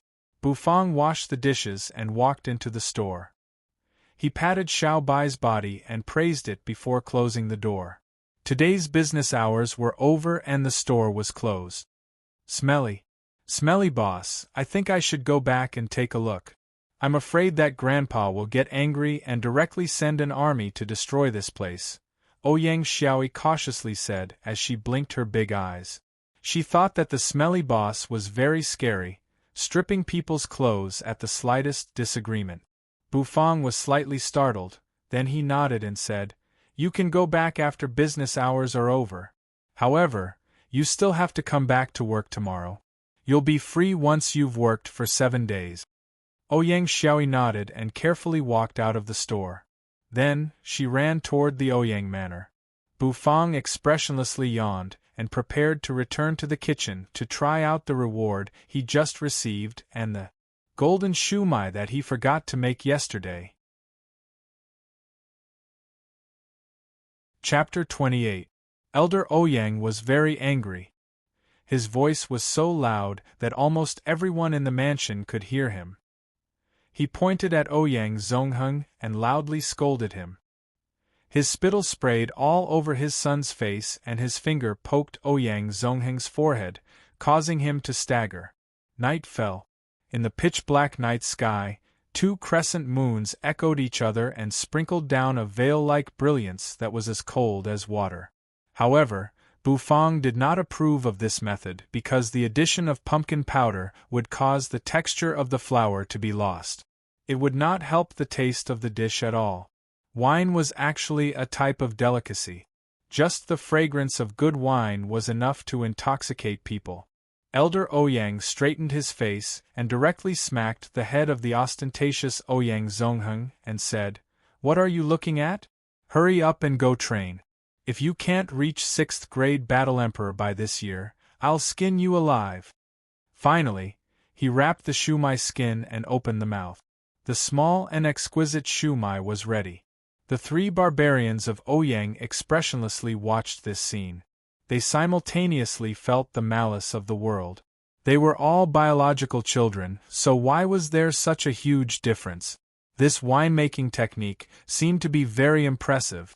Bufang did not understand but thought it was amazing. 3 days of brewing, 9 days of a cycle, and 3 cycles. How much time would that take? The yellow glaze and the golden resplendence. Bufang nodded and took out the flame boar's spine meat from the freezer. The surface of the meat was actually covered with a layer of faint flames and distinct lines crisscrossed on the meat. Ouyang Zongheng also put on a smile and said, "My dear daughter, don't run away from home in the future. The imperial city is not peaceful right now. After this period, I'll run away with you." This meat is the spine meat of a 3rd-grade flame boar from the wildlands. The meat is rich in spirit energy and is rich in fat without grease. It is a top-notch meat ingredient, the system solemnly and earnestly introduced. However, while he was daydreaming about the Iceheart Jade Urn wine, the golden shumai was successfully steamed. "Are you a pig? Bastard, look at the 3 good sons you raised. Streaking in the imperial city in public? Why did I raise an unfilial son like you in the first place? Now that you're old, you're still embarrassing me. I, Ouyang Qi, have lost all my face in the imperial capital because of you and your son." Bufang was no stranger to shumai. It was a kind of snack that used hot noodles as the skin, wrapped the stuffing, and steamed it in a steamer. It could be used as breakfast. It was shaped like a pomegranate and was not capped. It was fragrant and delicious, and had the advantages of soup dumplings and pot stickers. In the main hall of the Ouyang residence, the 3 barbarians of Ouyang hung their heads low. They knelt on the ground with their naked bodies, not daring to raise their heads to look at the old man sitting high above. The steamer was also provided by the system. It was made of purple bamboo strip. What he needed to prepare now was the other reward apart from the fish try-cooking, the golden shumai. Wine brewing technique. Iceheart Jade Urn wine brewing method. The wine produced will definitely be good wine. Using the 9 distillation method. Use 30 caddies of yeast and 5 stones of spirit spring water. The yeast is made in the 12th month and thawed in the 1st month. The best quality dragon blood sorghum, produced in the northern part of the Light Wind Empire, is brewed once every 3 days and 1 cycle every 9 days. That was why he took a few 3rd-grade thunderstorm pigeon eggs. He only took the egg yolk, removed the egg white, and added it to flour to make the dough skin. This way, The dough skin would have the fragrance of the thunderstorm pigeon eggs and a resplendent golden color. The three barbarians of Ouyang hurriedly ran away dejectedly. Before they left, they even winked at their little sister. Just as the atmosphere in the main hall was a little stagnant, a small head popped out from the door and looked inside. It was Ouyang Xiaoyi. Bufang used the kitchen knife to pat the pork. Then, with a turn of the knife, he expressionlessly began to cut the meat. He cut the meat extremely quickly. Every cut seemed to be meticulously calculated. The piece of pork was as thin as a cicada's wing. The system has provided the host with the enhanced version of the 9 distillation method. It can speed up the fermentation of yeast and speed up the brewing of wine. 1 cycle every day and the wine will be ready in 3 days. Slap! Bufang's speed was extremely fast. It only took him about 20 seconds to make a shumai. With 9 shumai in a steamer, Bufang quickly finished making it and placed it on the steamer basket. Are the 3 of you out of your minds? I told you to pick up Xiaoyi, not to run around naked. You guys are really embarrassing me.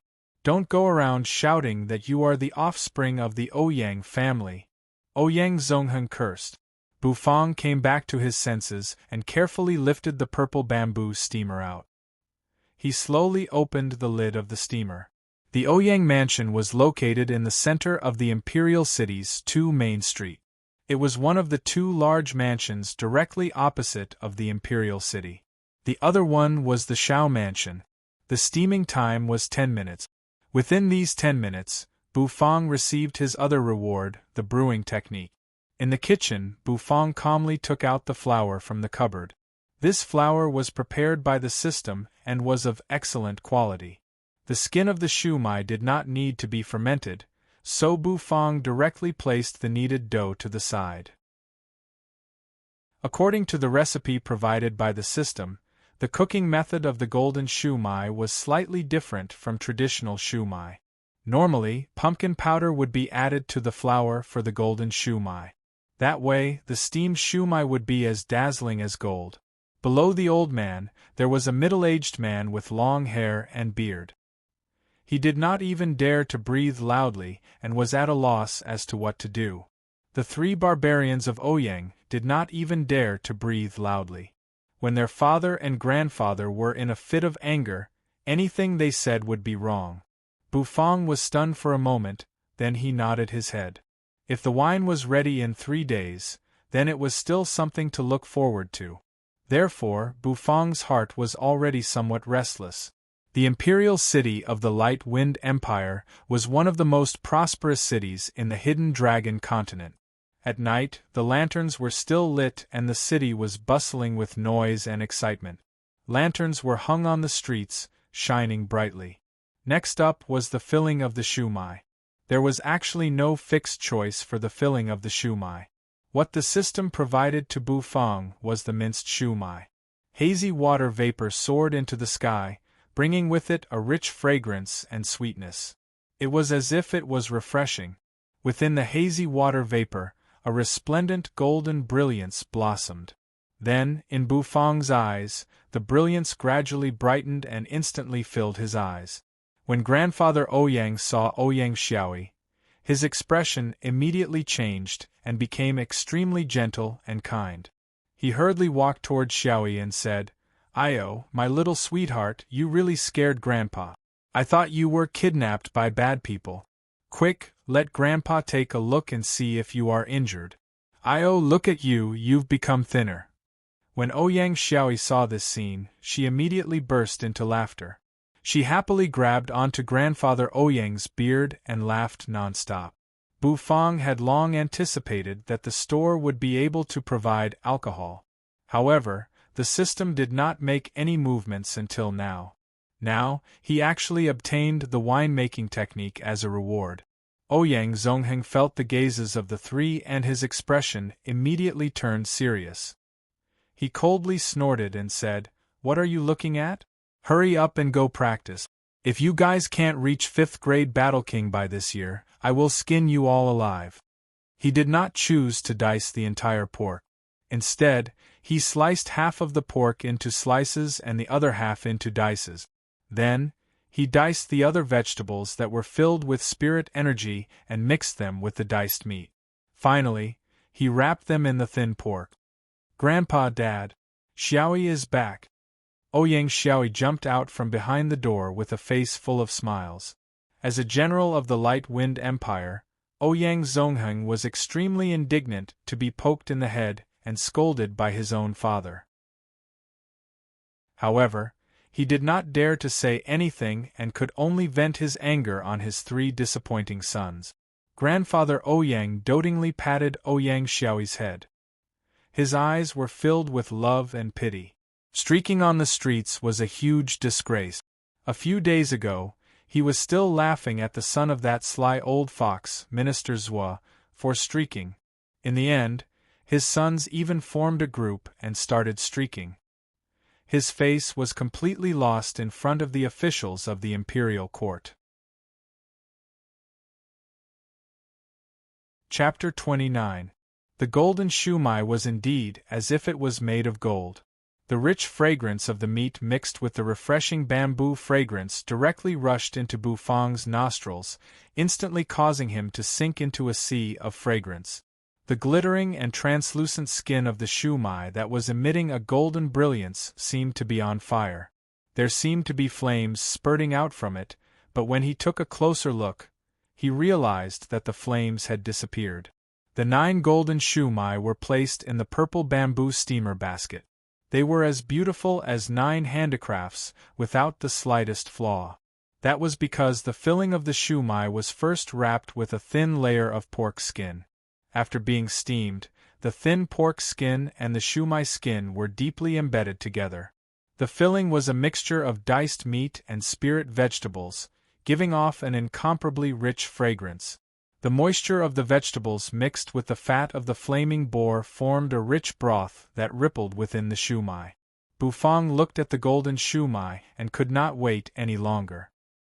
His appetite was aroused by the rich fragrance of the meat.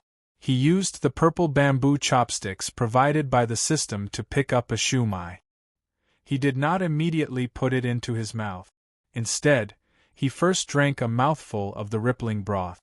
This broth was a mixture of the spirit vegetables, the flaming boar, and the purple bamboo fragrance. It carried a faint golden color.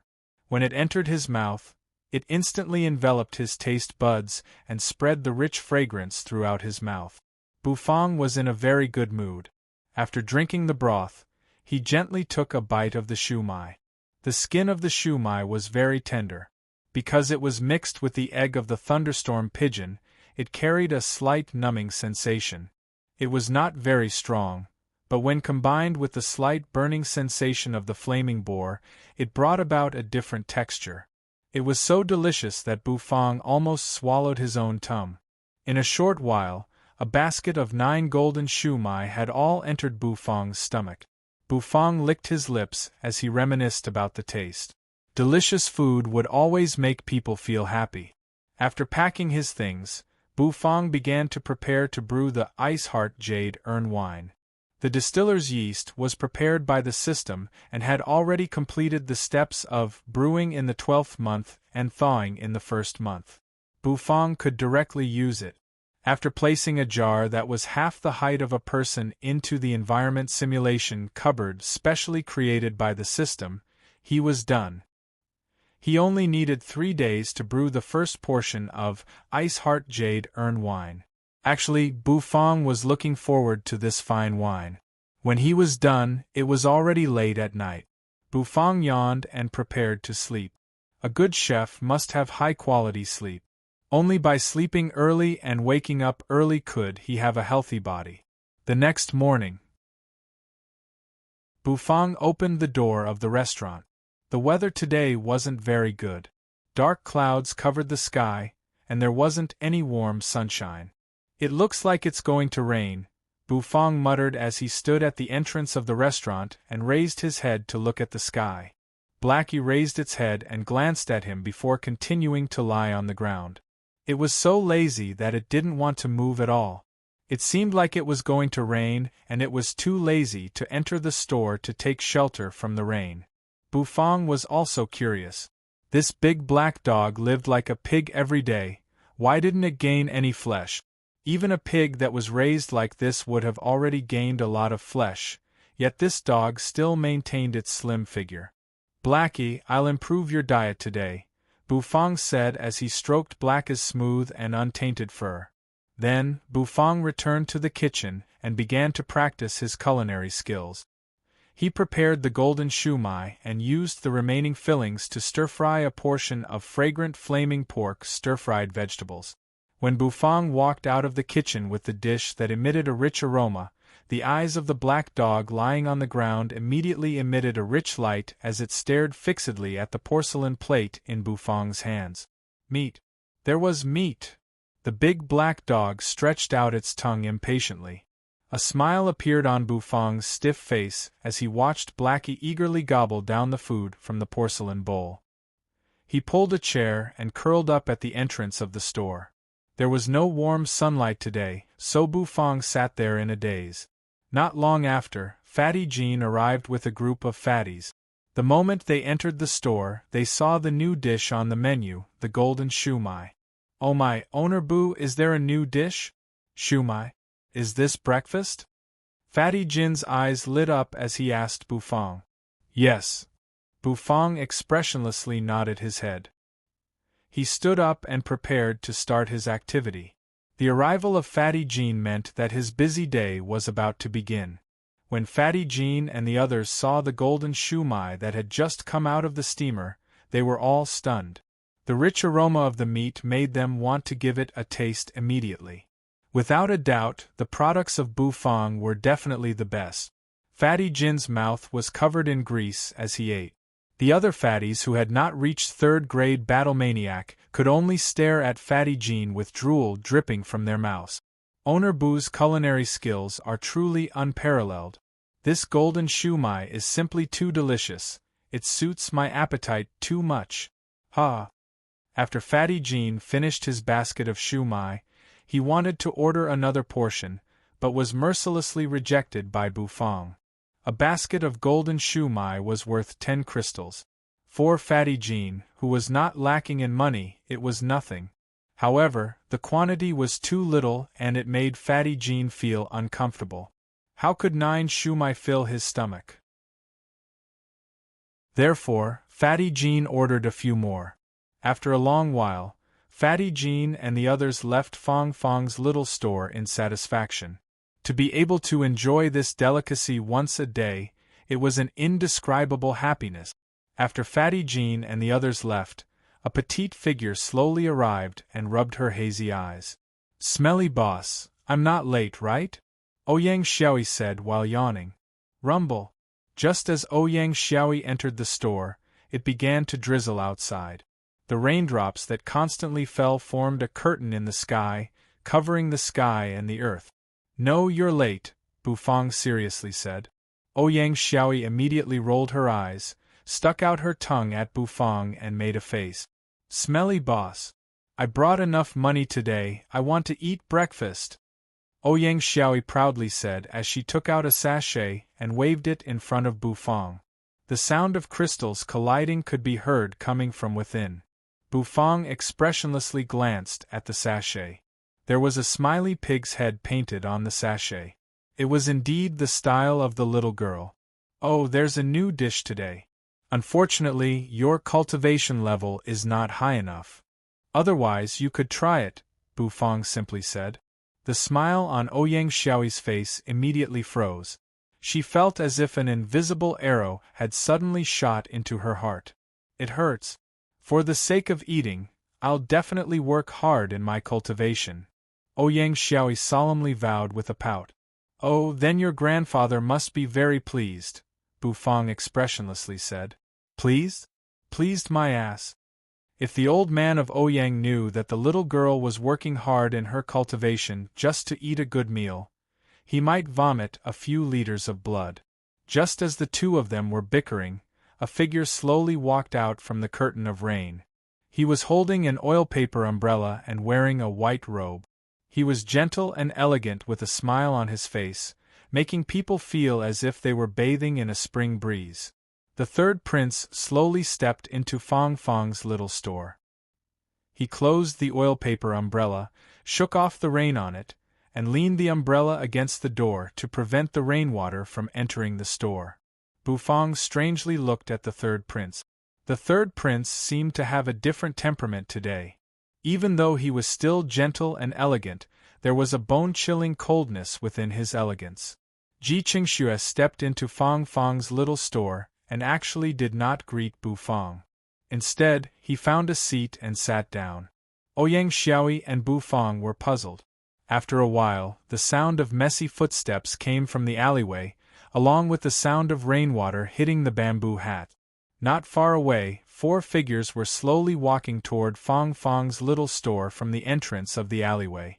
The rain was getting heavier and the water splashed on the ground. The misty rain made the entire world seem unreal at that moment. Vaguely, the drifting rain seemed to have suddenly become silent. As the 4 figures stepped into Fong Fong's little store, a gust of rain and coldness immediately rushed in, instantly washing away the warm atmosphere within the store and replacing it with a chilling atmosphere.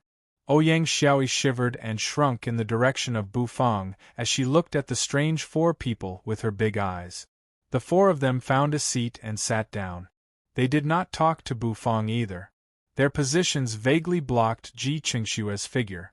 The rainwater on the bamboo hats dripped onto the ground and suddenly broke into pieces. It was like a sudden clap of thunder in the quiet store. Then, 4 rays of cold light suddenly bloomed. Like a short-lived epiphyllum, they were blindingly white as they shot toward Ji Qingxue. Chapter 30. The rain shattered and the sword flashed.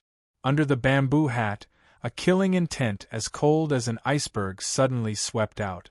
4 sword flashes flickered with a clanging sound, reflecting the cold glint of the blades within the store as they pierced toward the refined and gentle third prince from all angles. The cries of the swords reverberated in the store's small space, unceasingly assaulting one's eardrums. The moment the sword flashes appeared, Bufong grabbed Ouyang Xiaoyi's petite figure and pulled her behind him to prevent her from being drawn into the killing array filled with killing intent. Assassination! This was an assassination aimed at Ji Qingxue. Ji Qingxue seemed to have expected this. He sat quietly on the chair, his expression as calm as still water, without a single ripple. Just as the 4 assassins approached him, Ji Qingxue's long hair began to flutter. His gentle and refined eyes underwent a huge change in that instant. His gaze changed from a refined one to a demonic one, as if an endless sea of corpses and corpses was churning within it. Dispatching 4 5th-grade battle-kings to assassinate this prince is truly a grand move. Ji Qingxue sneered. Surging true energy surged out from his body and transformed into a wave of energy that charged toward the 4 murderous assassins. However, the assassins remained unmoved. Their swords were still aimed at Ji Qingxue's heart. They were professionals and focused on killing with a single strike. They would not waver in the slightest because of Ji Qingxue's actions. Ji Qingxue slammed his palm onto the table and instantly released the true energy of a battle king. It burst forth with a wave of energy and caused his entire body to soar into the sky. Ji Qingxue's pupils slightly constricted as he stared at the table that he had slammed with all his might. This table was able to withstand his true energy, yet it was still intact. A clanging sound rang out. The tips of the 4 assassins' swords collided with each other, creating a crisp sound. The sword energy dispersed in all directions and charged toward the store. However, the sword energy of the 4 battle kings did not cause the slightest bit of damage to the store, as if it was dispersed by an invisible force. Ji Qingxue's figure floated in the air. The tip of his sword fell down and coincidentally landed on the tip of the 4 assassins' swords. His white robe fluttered and his long hair fluttered. The 5 of them had come to a strange standstill, but the surging jinqi around them was a clear indication of the danger they were in. The atmosphere in the store was filled with coldness because of the killing intent, which made Bufang very dissatisfied. The store was so quiet that one could hear a pin drop. The only sound that could be heard was the hissing of the collisions of the five's true energies. If you want to fight, please leave the store. Otherwise, you will be regarded as a troublemaker. A voice that was as calm as water suddenly rang out. It was so calm that there was not the slightest ripple. This voice was like a clap of thunder exploding in everyone's hearts amidst the solemn atmosphere, causing everyone to be stunned. The little lowly, Ouyang Xiaoi, looked at Bufang, who was slowly walking toward the five people, as if she was looking at a monster. That's right. At this moment of mutual hostility, Bufang expressionlessly opened his mouth and voiced out his displeasure. How was he going to do his business if they were killing each other in the store? The four assassins were originally completely focused on Ji Qingxue. However, after being interrupted by Bufang, they became a little disorderly. Even though Ji Qingxue was also feeling strange, he took advantage of this opportunity. With a light whistle, he abruptly tapped the tip of the four assassins' swords with the tip of his foot. True energy burst forth and knocked away the four assassins' swords. His figure floated to the ground and he rapidly struck out with his palm. Each strike landed on the four assassins' chests and forced them to take a few steps back. Are you courting death? One of the assassins coldly looked at Bufang and said in a hoarse voice. His voice sounded as if it had been rubbed against gravel. In his eyes, this Bufang was merely an ant whose cultivation was only at the level of a second-grade battlemaster. He could easily split him into two with a wave of sword energy. An ant-like fellow actually dared to stand out and disturb their assassination. I am the owner of this store. Did you ask for my permission before carrying out an assassination here? Bufang expressionlessly said. What a joke. That assassin shook his head and could not be bothered with Bufang. An ant-like fellow could not affect the outcome of the battle at all. Their target was Ji Qingxue, the third prince of the Light Wind Empire. Ji Qingxue's cultivation was also at the level of a fifth-grade battle king. They did not dare to let their guard down. Even though they had 4 battle kings on their side, their opponent was still a prince after all. How could they not have a trump card? I've said it before. Fighting is not allowed in Fong Fong's little store. If you continue to fight, I will treat you as troublemakers, Bufang coldly said. He realized that those fellows were actually looking down on him. It was simply unforgivable. He was the owner of Fong Fong's little store, the god of cooking who wanted to stand at the top of the food chain in the fantasy world. How could he be ignored? Noisy! Go to hell! One of the assassin's eyes suddenly turned cold under his bamboo hat. He roared and took a step forward. His sword flashed with a cold glint as it rapidly stabbed toward Bufang. Bufang was shrouded by a wave of killing intent. He felt as if his entire body had fallen into an ice cave. His blood almost stopped flowing, and he could not even move his limbs. This was the pressure brought about by a 5th-grade battle king. It was not something that the current Bufang could withstand. His cultivation level was still too weak. Ji Qingxue's expression changed, and he angrily shouted, "How dare you!" He wanted to save Bufang, but he was blocked by the other 3 assassins and could not do anything.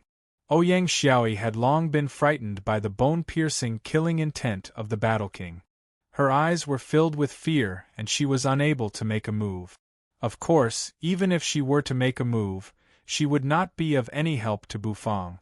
Just like that, Bufang seemed to have fallen into a strange situation of certain death. At least, everyone in the store thought that Bufang would definitely die. A 2nd-grade battlemaster actually dared to provoke a 5th-grade battle king. To say that Bufang was reckless would be a compliment. Ji Qingxue and Ouyang Xiaoi could only watch helplessly as Bufang was completely torn apart by the assassin's sword. Bufang was very calm. Even though the cold killing intent seemed to have frozen all the blood in his body, there was not a single trace of fear on his expressionless face. That gaze was as if he was looking at a hooligan who was causing trouble in the store. This ant is quite good at pretending. The sword was about to reach him, yet he did not fall to the ground and pee his pants in fear? The assassin was somewhat astonished. Suddenly, a huge figure blocked the path of the assassin's sword, blocking his gaze that was locked onto Bu Fang's body. This immediately startled the assassin. Xiao Bai. Ouyang Xiaoyi's eyes instantly lit up and she screamed excitedly. The assassin looked as if he had seen a ghost. He saw a huge white lump of metal blocking in front of the ant, grabbing the sword that he had thrust out. He tried to pull out his sword, but it did not budge an inch.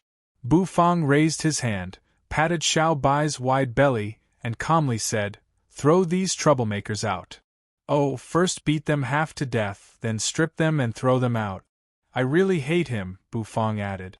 Xiao Bai's mechanical eyes immediately flickered with a red glow and a mechanical voice rang out, "Troublemakers will be stripped as an example to others." Boom! A huge and terrifying force rushed out from Xiao Bai's body.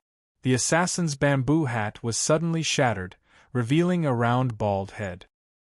His eyes widened and he spat out a mouthful of blood. This assassin was directly punched in the abdomen by Xiao Bai. The true energy of a 5th-grade battle king was directly dispersed by this punch. Xiao Bai grabbed the assassin's head and lifted him up from the ground. The assassin's eyes were somewhat unfocused as he looked at Xiao Bai. Bang! Xiao Bai once again punched the assassin's body. The assassin was immediately stunned and fell limply onto the ground. His breath was very weak. Determined to be in a half-dead state, "Begin stripping as an example to others," Xiao Bai said mechanically. Then, with a ripping sound, the assassin's straw raincoat exploded into pieces. His entire body was immediately stripped by Xiao Bai, leaving only a pair of underwear to cover his private parts. Xiao Bai lightly waved his hand and the Battle King assassin was thrown out of the store like a pile of mud. Bang! The intimate sound of flesh colliding with the ground echoed within the store. The remaining 3 assassins, Ji Qingxue and the little lowly Ouyang Xiaoyi, were all stunned. They looked at Xiao Bai, then looked at Bu Fang, as if they had seen a ghost. Chapter 31. The scene was eerily silent. Ji Qingxue exclaimed in surprise as he looked at the adorable and honest Xiao Bai. The toughness of this metallic lump of a puppet was beyond his expectations. A battle king, which even he would have trouble dealing with, was stripped naked by Xiao Bai with a single slap and thrown out of the store. Bu Fang's calmness was also beyond Ji Qingxue's expectations. His expression did not change even when the sword was about to pierce his body. Could it be that he had that much confidence in that puppet? The remaining 3 assassins also regained their senses at this moment. They looked at the puppet Xiao Bai as if they were facing a great enemy. They no longer dared to look down on Bu Fang, not because of anything else, but because of the puppet that was able to beat their companion into a half-dead state with just 2 punches. The information was wrong. This store is extraordinary. The 3 assassins looked at each other. Their gazes under the bamboo hats were extremely grave. Without a doubt, their assassination this time had failed. As assassins, they had to retreat and look for another opportunity after failing their first attack. Therefore, they gave up on assassinating Ji Qingxue and turned around to run toward the store's entrance. However, how could the 3 of them, who had already been locked onto by Xiao Bai, escape? The 3 of them were restrained by a huge force and were then pulled back one after another, falling in front of Xiao Bai. Xiao Bai's mechanical eyes flickered with light as he consecutively slapped out 3 palms, causing the 3 of them to spit out blood and lie on the ground. The bamboo hats on their heads were all shattered and they lost the ability to resist. Rip! A crisp sound rang out. Then, the 3 assassins were stripped naked and thrown out just like the first assassin. They fell into the alleyway with only a pair of underwear on them. It was raining cats and dogs outside.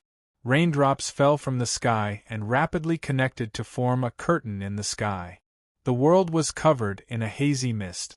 After finishing everything, Xiao Bai mechanically swung his arm.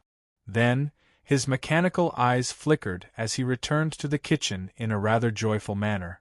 The coldness in Ji Qingshue's eyes gradually disappeared, and he once again regained his graceful and scholarly demeanor. The corners of his mouth curled up into a smile as he thoughtfully looked at Bufang. He suddenly realized that he could no longer see through this chef of the store who was only a second-grade battlemaster. "What do you want to eat?" Bufang ignored Ji Qingshue's gaze and asked expressionlessly. "Give me a serving of Li's fish. Today, thanks to Owner Bu's help, I feel very happy. I originally wanted to drink wine, but there's no wine in the store, so I can only give you a serving of Li's fish." The third prince, Ji Qingxue, chuckled and nodded at Bufang. If Xiao Bai did not make a move, then he would really be in great danger today. Even he did not expect that they would actually be so deranged as to directly attack him in the capital. There will be fine wine on sale in a few days, but there is no wine available today, Bufang said faintly as he walked towards the kitchen. At the same time, he patted Ouyang Xiaoyi, who was still dumbfounded. "Oh? Do you have wine?" Ji Qingshue's eyes lit up. Then, the smile on his face became even wider as he deeply gazed at the thin figure of Bufang as he walked into the kitchen. "Xiaoyi, I'm going out for a while. Remember to save the Li's fish for me when it's ready." Ji Qingxue, who was dressed in a white robe, slowly walked out of the door and softly said to Ouyang Xiaoyi, who was still in a daze. "Oh huh? Why are you going out?" Ouyang Xiaoyi blankly asked.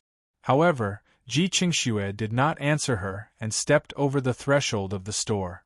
Outside and inside the store, the expression on Ji Qingxue's face suddenly changed. His gentle and refined smile disappeared and was replaced by a killing intent that made people feel as if they had fallen into an ice cave. He held up an umbrella to block the curtain of rain falling from the sky. The rainwater splashed onto his boots and soaked his clothes. In the alleyway that was washed by the rain, the four assassins stood up with difficulty. The hazy rain was so strong that they could barely open their eyes. In a blur, they seemed to see a refined figure holding an oil paper umbrella. Then, their line of sight suddenly froze and their eyes widened. Ji Qingxue turned around and returned to the store. Stepping into the store that had once again become warm, he let out a light breath and rubbed his hands to dispel some of the cold air on his body. He shook off the rainwater on his white robe and his face once again regained its gentle and refined smile. "Xiaoyi, is the Li's fish ready?" Ouyang Xiaoyi blinked her big eyes and said, "Not yet, but I can already smell the fragrance of the wine. It should be ready soon." Ji Qingxue nodded and sat back down on the chair. Traces of bright red rainwater were dripping down from the bottom of his white robe. Ouyang Xiaoyi stared at the rainwater for a long time without saying a word. Ji Qingxue did not say anything either. Instead, he closed his eyes and rested, as if he was thinking about something. Not long after, the rich fragrance of the wine wafted out from the kitchen and lingered in the store, washing away the remaining killing intent. Ouyang Xiaoyi staggered over with the plate of Li's fish in her arms. As she walked, the fragrance wafted through the air. She used a handkerchief to block her nose and forced herself to not smell the fragrance. She stared at the plate of Li's fish and placed it in front of Ji Qingxue. "Your Highness, big brother, your fish," Ouyang Xiaoyi said in a muffled voice. "Haha, it's finally ready. I was really craving it." This Li's fish, in the entire empire, I only admire the culinary skills of Owner Bu. Ji Qingxue chuckled and patted Ouyang Xiaoyi's head. Bufang also walked out from the kitchen. He carried the silk-like fragrant egg-fried rice and sat down in front of Ji Qingxue. He pointed at the egg-fried rice on the table and said to the little girl, "Here, your breakfast." Ouyang Xiaoyi's heart, which was still in a state of shock from the assassination attempt, immediately calmed down. Her eyes lit up and she sat down on the chair and started wolfing down the egg-fried rice. Ji Qingshue's image of eating was very elegant. It could be seen that he was a cultured person. Owner Bu, are you really not interested in entering the palace and becoming the emperor's imperial chef? With your culinary skills, you can definitely become the head chef of the imperial kitchen. Ji Qingxue tried to persuade him again. I don't want to become anyone's chef. If the emperor wants to eat the dishes I cook, you can ask him to line up personally, Bu Fang calmly said. He said it as if it was a matter of course and not in a pretentious manner. With Owner Bu's culinary skills, it is a waste of his talent to stay in this alleyway. If you can enter the imperial kitchen, you will definitely shine brightly, Ji Qingxue sighed. Who says that I can't shine brightly in this alleyway? I believe that in the near future, this place will be crowded with people, Bu Fang said in a serious and confident manner. Bu Fang's reply slightly startled Ji Qingxue. He subconsciously said, "That's impossible. Your dishes are so expensive that ordinary people can't afford them." No, it's not that they can't afford them, it's that they can't. You should know how precious my dishes are, Bu Fang calmly said. Whether it was the ordinary egg-fried rice or the improved egg-fried rice, or the Li's fish or the fish head tofu soup, the ingredients used were all precious spirit beasts or spirit herbs that were filled with spirit energy. Spirit beasts were already rare and difficult to capture. It was even more unbelievable to use them to make delicacies. Spirit herbs were also hard to come by and were usually used to refine pills. Bu Fang's delicacies retained most of the spirit energy from the ingredient. After eating them, it was like eating pills that could aid one's cultivation. This was the reason why his dishes were so precious, and it was also the reason why Ji Qingxue and the others had always overlooked it. Bu Fang felt that it was necessary for him to remind this stubborn child. Ji Qingxue's chopsticks suddenly stopped moving. His pupils slightly constricted, and he felt as if his heart had been struck by a huge rock. He was extremely shocked. That's right. Because his cultivation level had already reached 5th grade Battle King, the amount of spirit energy required for him to break through was extremely large. The delicacies he ate at Bu Fang's place were unable to help him break through the bottleneck.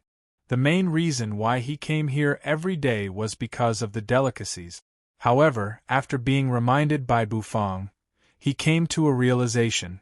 The delicacies did not increase his cultivation level by much, but for the other 3rd grade battle maniacs and 4th grade battle spirits, the increase would be extraordinary. Also, I have to remind you that there will be more and more delicacies in the store in the future, and the ingredients used will also be more and more powerful. Bu Fang patiently guided him. Perhaps, there might even be 9th grade Saint Beast meat.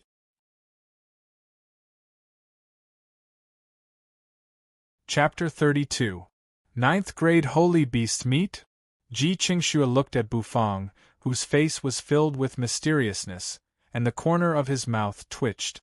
If it wasn't for the fact that today's events had changed his opinion of Bu Fang, Ji Qingxue would have categorized him as a retard just based on his words. What was a 9th grade holy beast? In the entire Light Wind Empire, the strongest known person was the Empire's #1 general, Xiao Meng, who was a 7th grade battle saint. However, even someone as strong as Xiao Meng, who made the experts of the sects around the Light Wind Empire tremble in fear, was only a 7th grade battle saint. You're just the owner of a small store in a small alley of the Imperial City, a mere 2nd grade battlemaster, yet you keep talking about 9th grade holy beast meat. Ji Qingxue had no idea how strong a 9th grade holy beast was, but he could compare it to General Xiao Meng. A 9th grade holy beast was at least comparable to dozens of General Xiao Meng, right? A single General Xiao Meng could suppress hundreds of experts from the sects, so dozens of General Xiao Meng could destroy the Imperial City with a wave of their hands. Owner Bu, you really like to joke.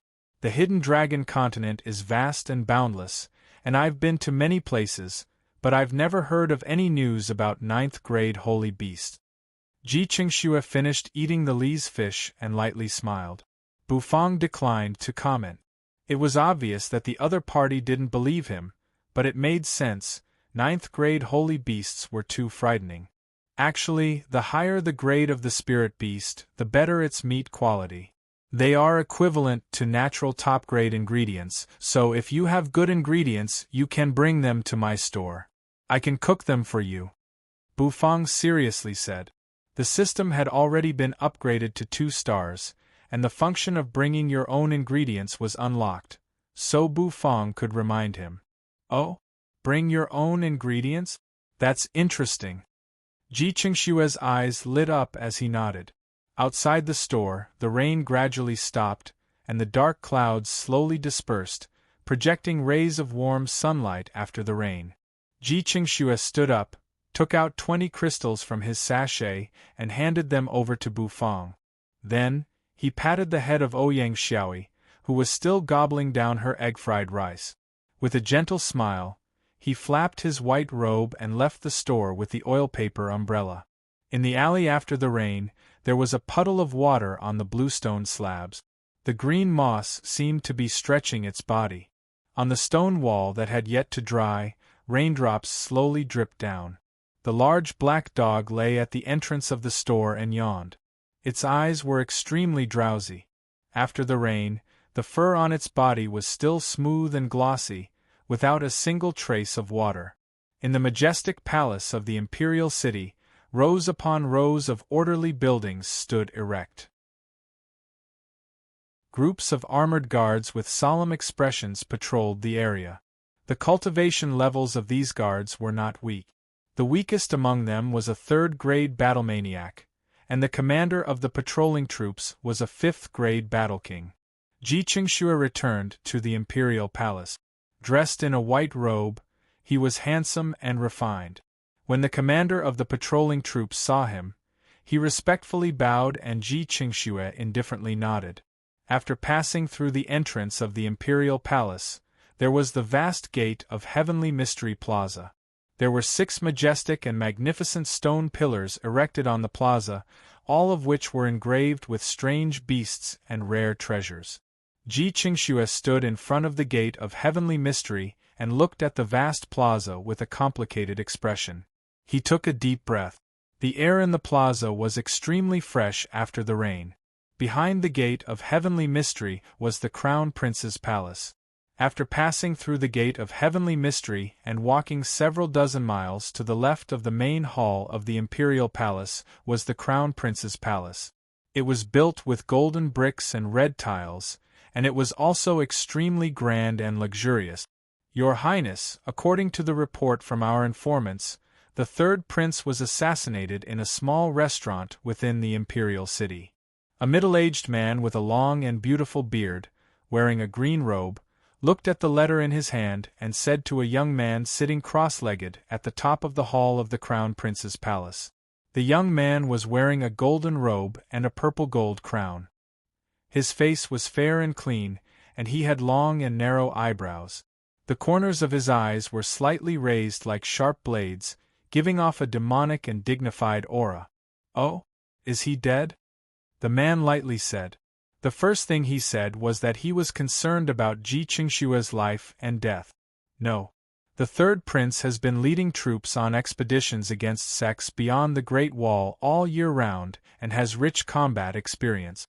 How could a mere assassin kill him? The elegant middle-aged man stroked his beard and smiled. Those who dared to assassinate 3rd brother are at least 5th-grade battle kings. It's impossible for 3rd brother to come out unscathed. If 3rd brother was injured, the news would have already spread throughout the capital. Father would also know about it, and it wouldn't be as peaceful as it is now. The Crown Prince opened his jet-black and deep eyes.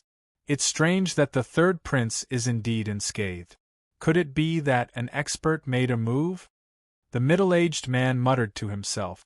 "Shusher, hasn't 3rd brother been going to that small restaurant in the alleyway for the past few days?"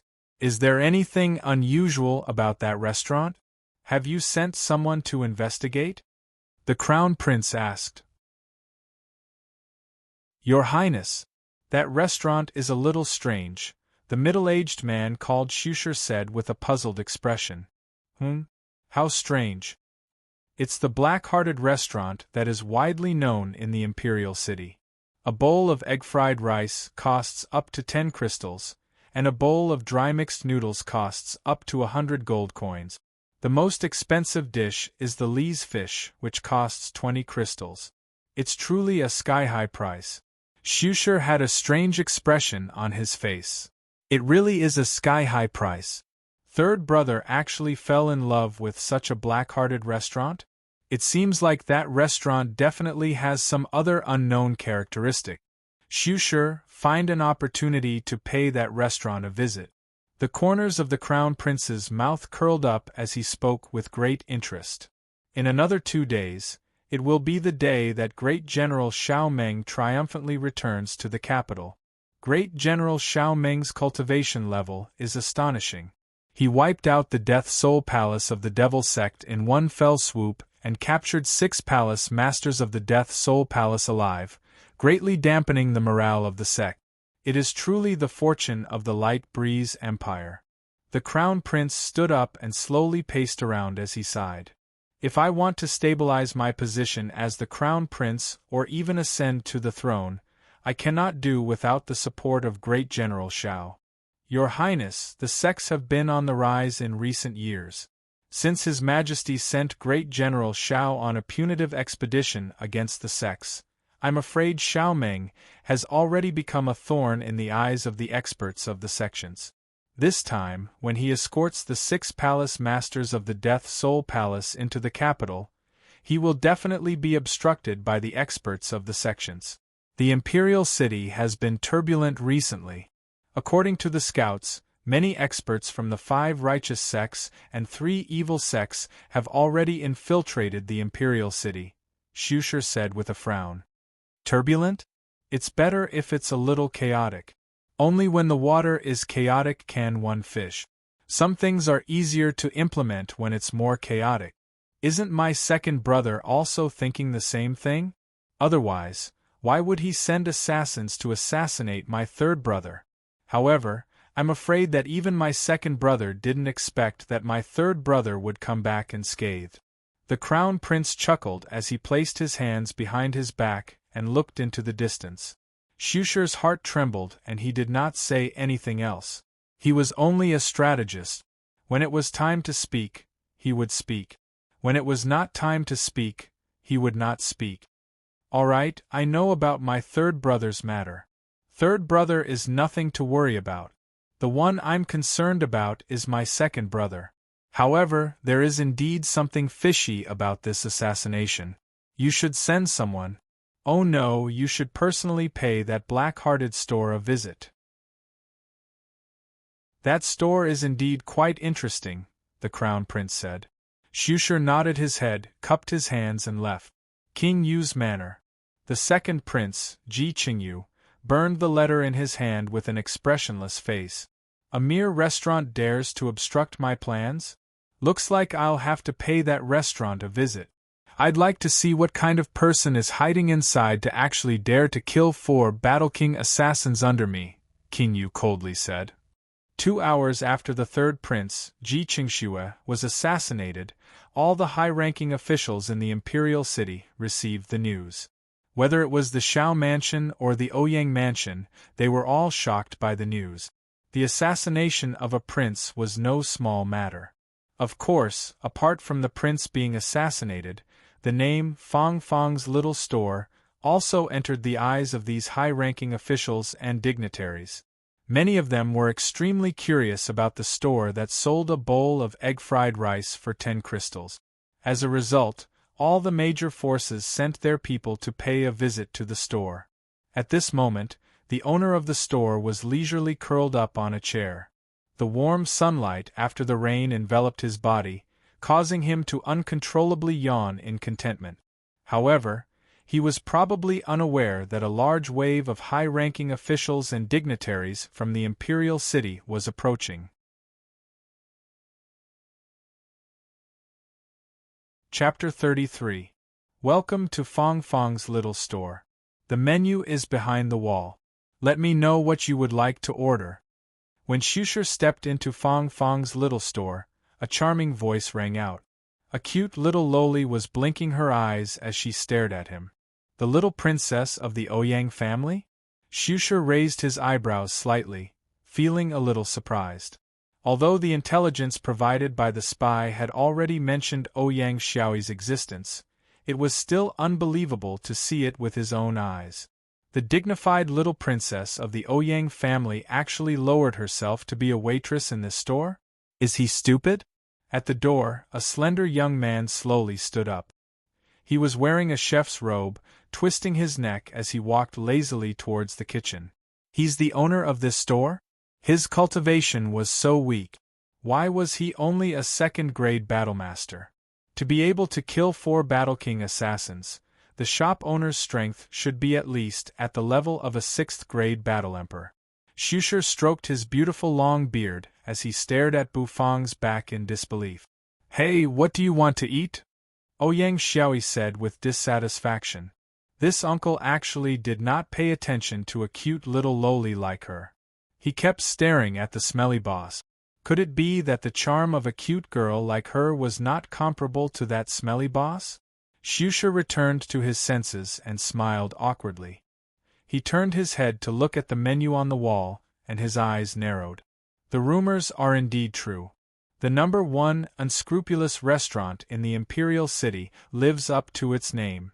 Shusher gasped and couldn't help but murmur. Even though he was ordered by the Crown Prince to investigate this store, he was still a little confused when he saw the sky-high prices with his own eyes. Give me a serving of fish head tofu soup. Shusher was not short of money. He glanced at the menu and chose his favorite fish head tofu soup. Please wait a moment. The little loli snorted as she turned around and walked toward the kitchen. She did not have a good impression of this uncle who was paying attention to the smelly boss instead of her. Shusher found a seat and sat down.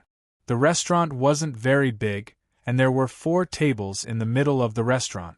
It was warm and compact, and the environment was quiet and clean. Overall, it gave people a good feeling. Da-da-da. Suddenly, the sound of footsteps came from outside the door.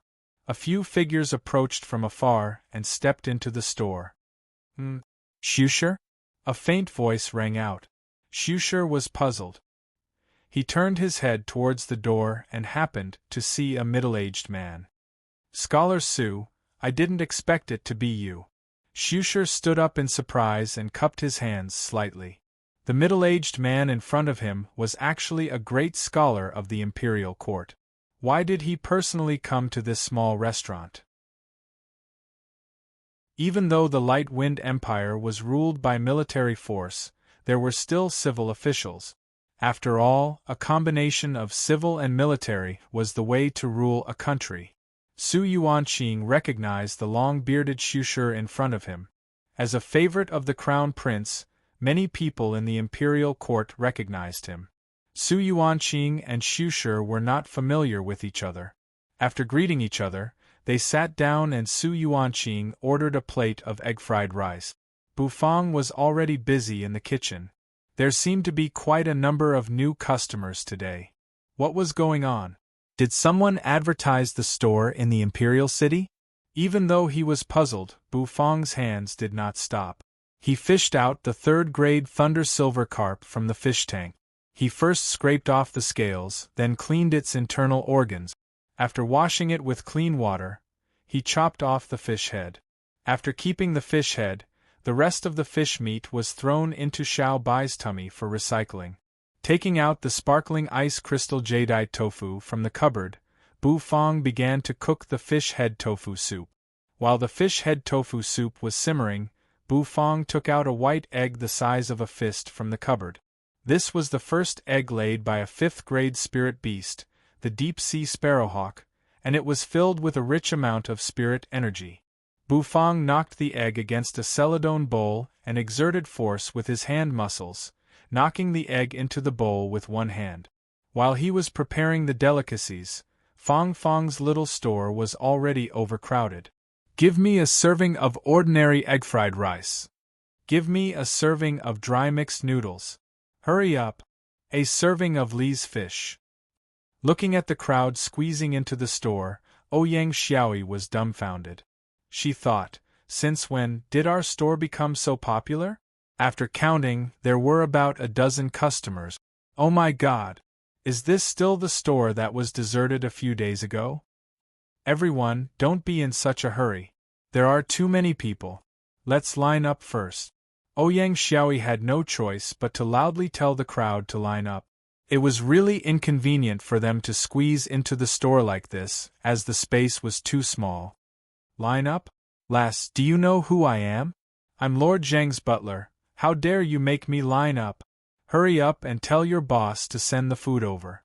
A middle-aged man wearing a brocade robe was dissatisfied as he scolded Ouyang Xiaoyi. Who cares about Lord Zheng's butler? Lass, do you know who I am? I'm the butler of the Minister of Rights. So what if you're the butler of the Minister of Rights? I'm King Mu's personal bodyguard. Ouyang Xiaoyi expressionlessly looked at the group of customers who were arguing endlessly. Every one of them had an expression that said, I'm number one in the world, make way for me. Even though the little loli was surprised that the personal bodyguard of a high-ranking official would appear in a small store in a small alleyway, she was very unhappy with their pretentious behavior. Shusher sat on his seat and shook his head with a faint smile as he listened to the endless argument behind him. He felt that it was rather laughable. He knew very well why this group of people came because they all had the same goal. What was laughable was that this group of people actually did not recognize the little lass's identity and were flaunting their family background in order to cut the line.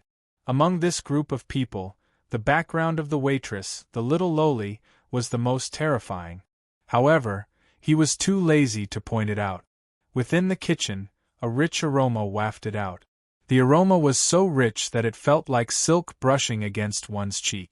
Everyone in the store was slightly stunned as they subconsciously breathed in the aroma that was drifting over. Su Yuanqing and Shusher's eyes lit up. This aroma was so fragrant. The higher the price, the higher the price, the higher the price. Bufang carried the egg-fried rice out of the kitchen and was a little stunned when he saw the extremely crowded store. He could not accept the fact that the store had suddenly become so popular. However, he was very calm. The surprise only lasted for a moment before he recovered his expressionless face. Everyone, line up in order. Each person is only allowed to order each dish in this store once. Dishes are not allowed to be taken out and cutting the line is not allowed. Those who violate the rules will be blacklisted and will no longer be served. Bufang lightly said. His voice was not loud, but it covered the voices of everyone else. Then, in just an instant, the entire store burst into an uproar. This group of people were all sent by their respective owners to investigate the situation of the store. They were used to acting like tyrants outside. How could they tolerate the bunch of rules of Bufang's lousy store? They immediately started to clamor. Bufang expressionlessly placed the egg-fried rice in front of Su Yuanqing. Here is your improved egg-fried rice. Please enjoy your meal, Bufang said. Su Yuanqing's gaze was already attracted by the egg-fried rice. He nodded his head and ignored Bufang. Quiet! Don't make a racket, Bufang frowned and coldly shouted. F***ck. You brat, don't be so shameless. This butler is already giving you face by eating your dishes. I am Lord Zheng's man. You can't afford to offend me. That butler was instantly enraged. He pointed at Bufang's face and shouted. The others also pointed at Bufang and shouted in dissatisfaction. The store, which had been quiet for a while, became noisy again. Ouyang Xiaoyi rolled her eyes. She glanced at Bufang, whose face was as black as the bottom of a pot. She immediately observed a moment of silence for this group of people in her heart. Of all places to act cool, you just had to come to Bufang's store. A mechanical sound rang out.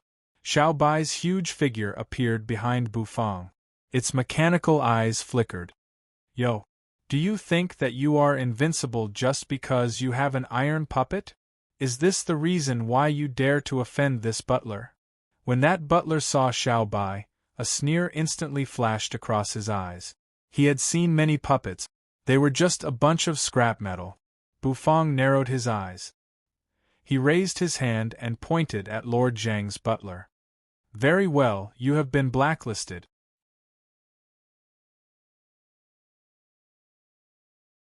Chapter 34. Blacklist?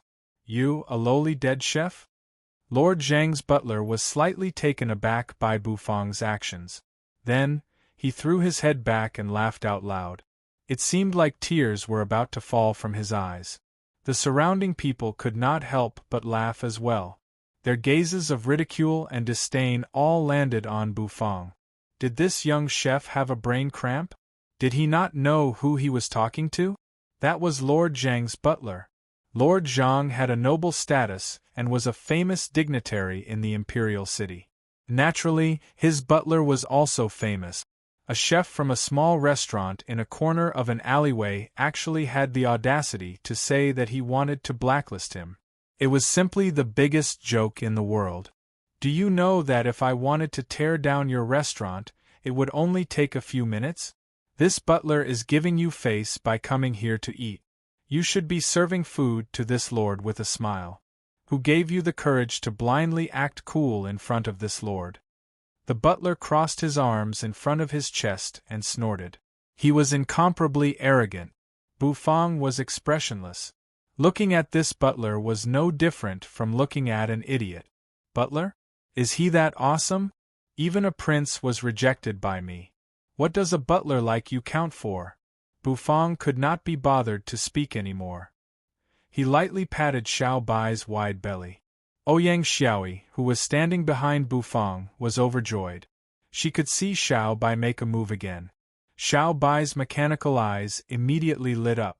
A red glow flickered as he mechanically said, "Troublemaker, you will be stripped as an example to others."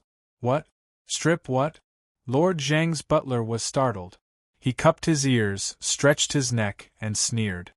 Say that again, strip what? Xiao Bai's mechanical head slightly turned and locked onto the butler.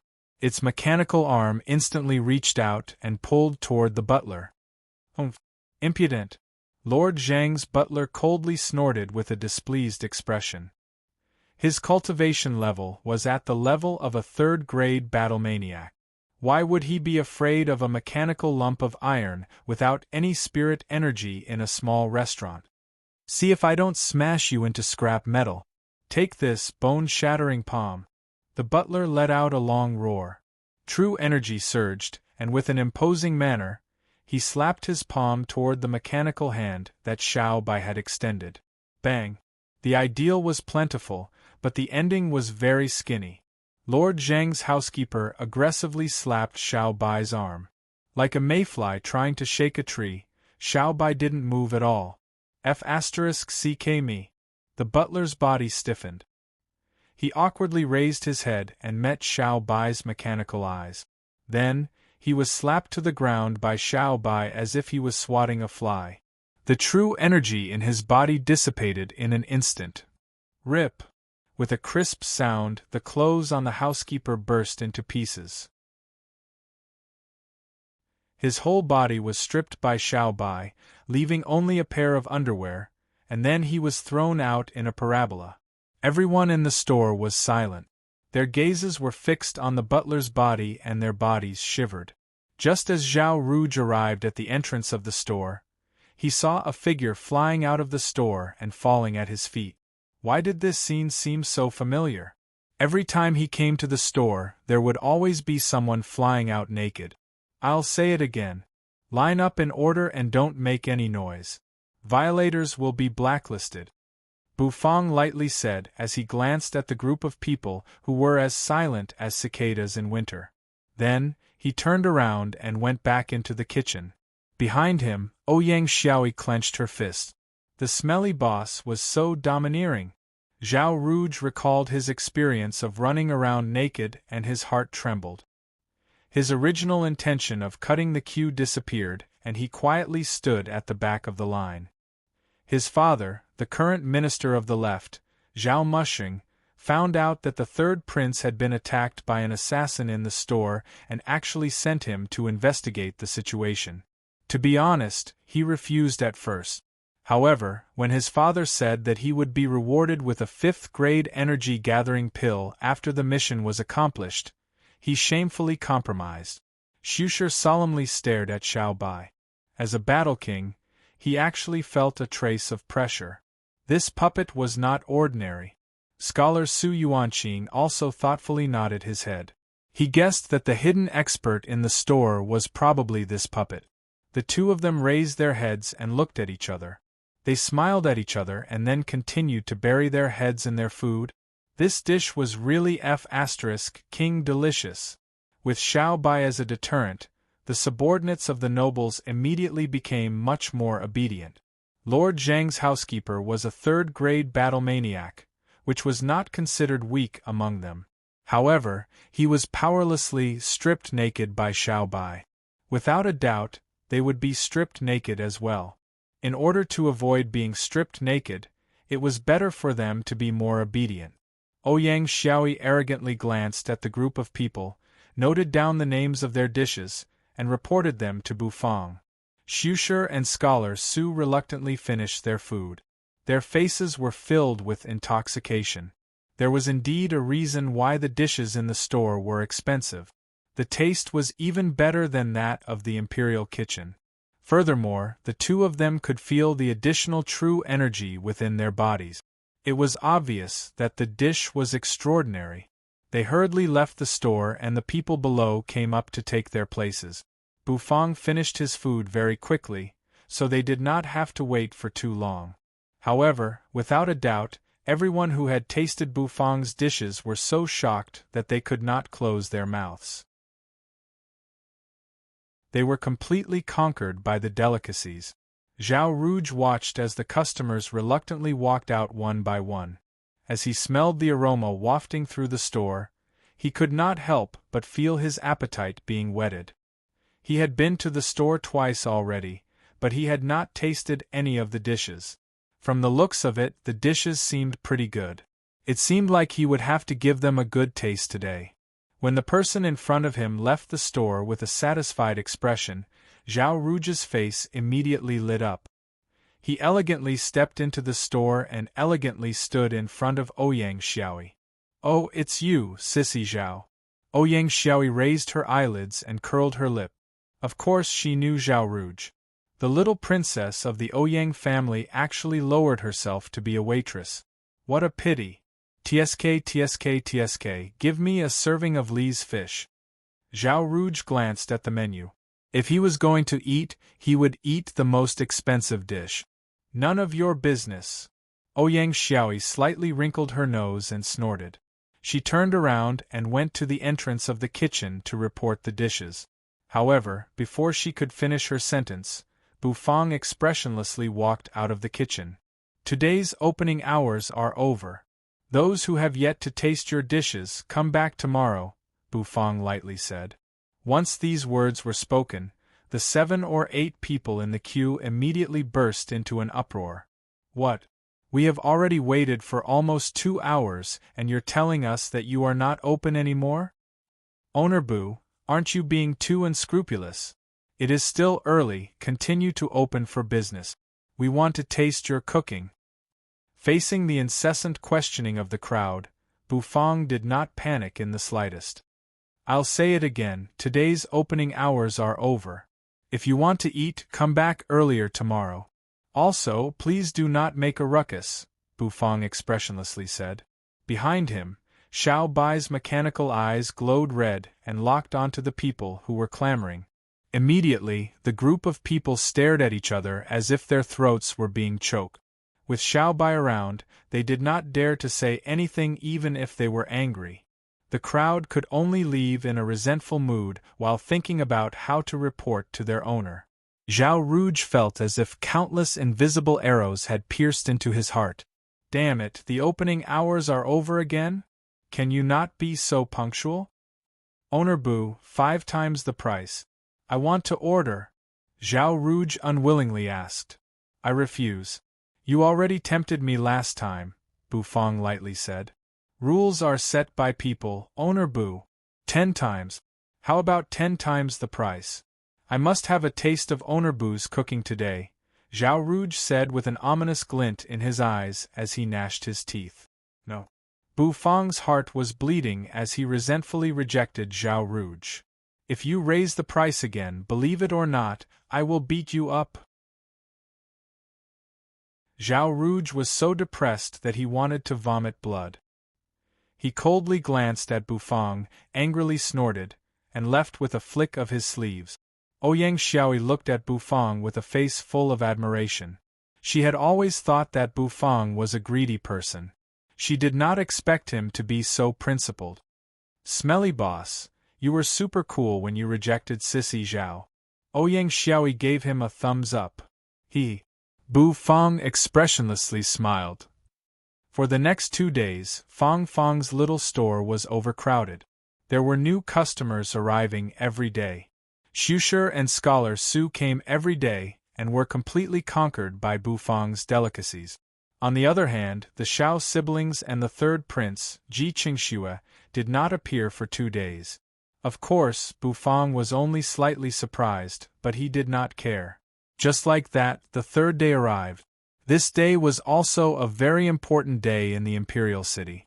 The number 1 expert of the Imperial City, General Xiaomeng, had triumphantly returned from an expedition against the sects beyond the walls and escorted the 6 hall masters of the Death Soul Palace back to the Imperial City. Today, the Imperial City was a gathering place and the city gates were wide open.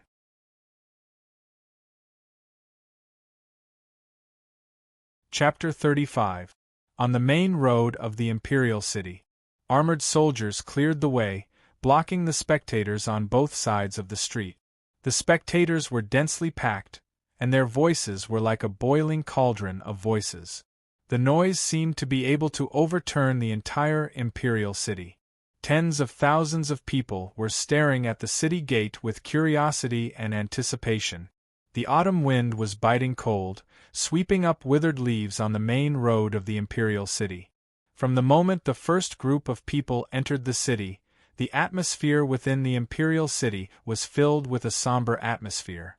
The surrounding people were completely silent.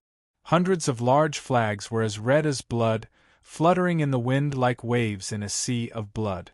The armored soldiers marched forward with a sonorous sound. Every step they took was accompanied by a somber metallic sound that echoed within the Imperial City. Among the soldiers, the leader was a middle-aged man wearing a helmet and riding on the back of a blood-brown, single-horned horse.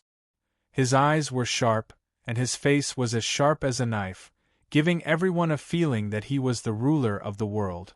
This person was the number 1 expert of the Light Wind Empire, the blood-robed general who had triumphantly returned from conquering the sects, Xiaomeng. The troops were long and narrow, escorting 6 prison carriages made of steel. The prison carriages were stained with bright red blood, and the pungent smell of blood soared into the sky.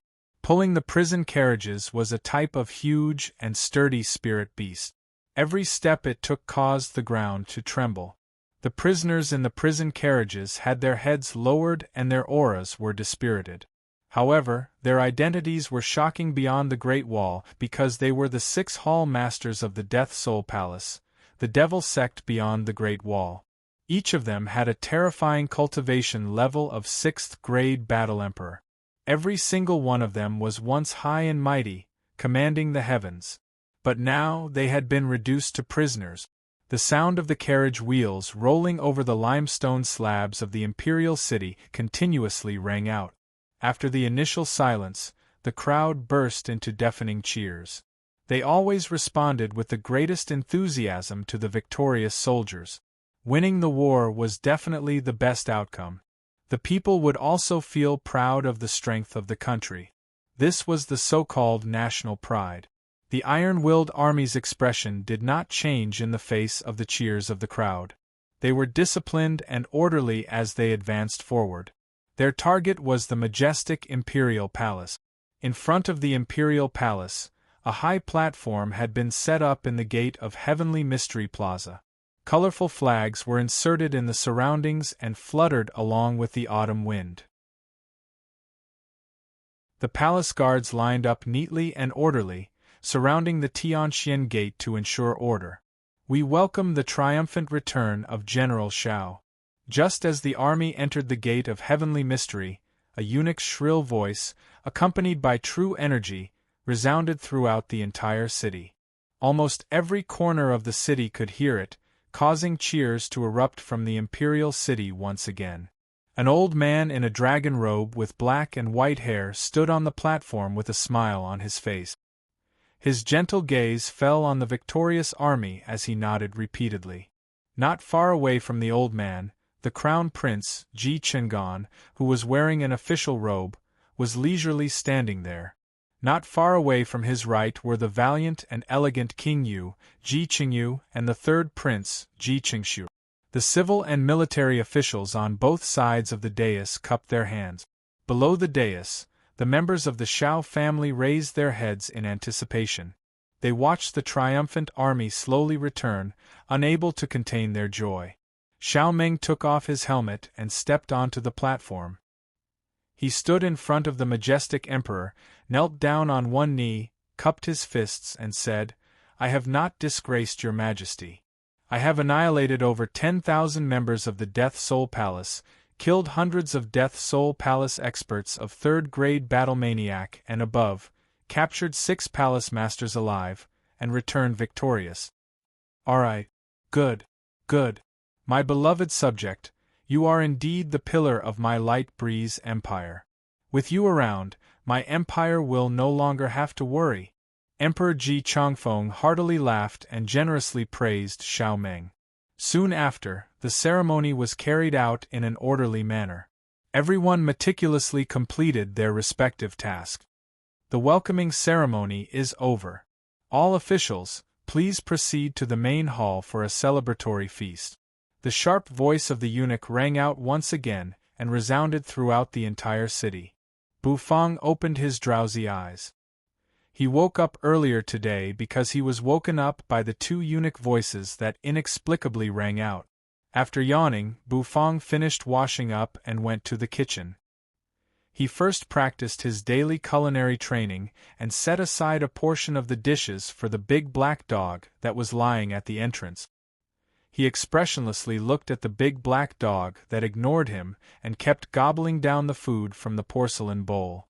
He felt like he was being screwed. He really treated this big black dog like a lord. After opening the store, Bu Fang stretched his body and pulled a chair to sit at the entrance as he waited for the arrival of the customers. 2 hours passed. The store was deserted and there was not a single customer. This was somewhat inconceivable for a store that had been popular for the past few days. Why was there not a single customer today? Why was there not a single customer? Usually, at this time, Fatty Jin's fat army would have already finished their delicacies and were ready to pay the bill. Moreover, the little lowly Ouyang Xiaoyi did not come to work on time either. Did the waiters and customers disappear at the same time or something? Bu Fang was silent for a while before he finally got up and went to the kitchen. He suddenly remembered that Xiaoyi seemed to have told him that Xiao something had returned to the city in triumph today, so she took the day off. But why were all the customers gone? This was what Bu Fang was concerned about. Actually, those who came to Bu Fang's store for a meal were all people of status in the imperial city. Today, Xiao Meng had returned in triumph and His Majesty the Emperor had set up a banquet in the main hall. He had invited all the famous and influential people in the imperial city. Fatty Jean and the others had all gone to the palace to attend the banquet, so naturally, they would not come to Bu Fang's place for a meal. Pinching his fingers, Bu Fang pulled open the environment simulation cupboard specially made by the system. He took out a jar that was half the height of a person and placed it in the middle of the kitchen. The wine can be brewed in 3 days. Counting from the day it was placed in the cupboard, it has been exactly 3 days now. This Ice Heart Jade Urn wine should be ready, right? Bufang suddenly remembered that he had brewed a jar of wine. Originally, he planned to take it out at night. Since there was no one around during the day, he might as well take a look at this bar.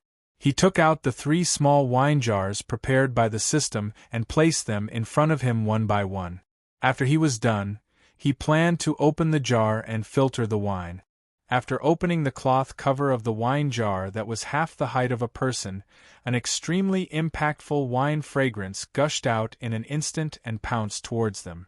As Bufang was inhaled by the wine aroma, his entire body swayed slightly and his face flushed red. The wine aroma is thick but not pungent, strong but not irritating. Bufang evaluated in his heart and was slightly delighted. Taking out a ladle made from a bamboo tube, prepared by the system, Bufang reached into the jar and scooped out half of the bamboo tube. The bamboo tube was emerald green and the inner walls of the bamboo had a faint yellow hue. The wine was as clear water without the slightest bit of turbidity. As expected of a wine brewed using the 9 brewing method, the wine was as clear as the water in a deep valley, and just like the Ice Heart Jade Urn wine, there was not the slightest bit of turbidity.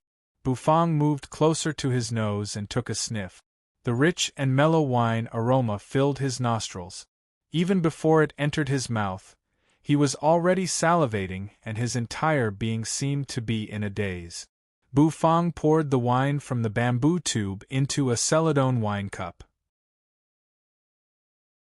The wine was clear and transparent as he shook it. It was like the nectar of jade. Bufang impatiently raised the wine cup and took a sip. As the wine entered his mouth, it covered his tongue and instantly slid down his throat. An ice-cold feeling permeated his entire body.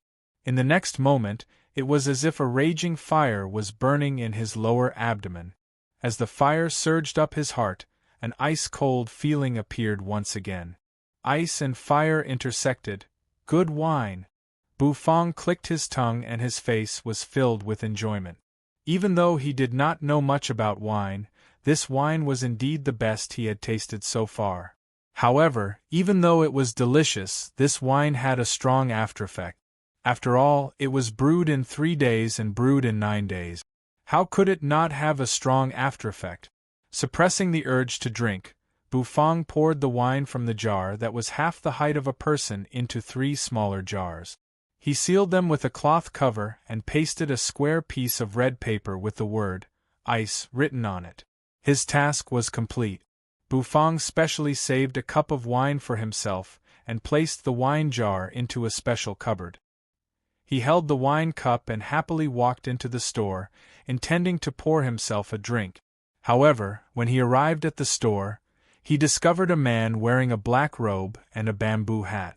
He was carrying a long sword wrapped in a rag on his back and was wearing a black gauze. A hoarse voice came from the man's mouth, and it was filled with a hint of passion. "Boss, do you have good wine here?"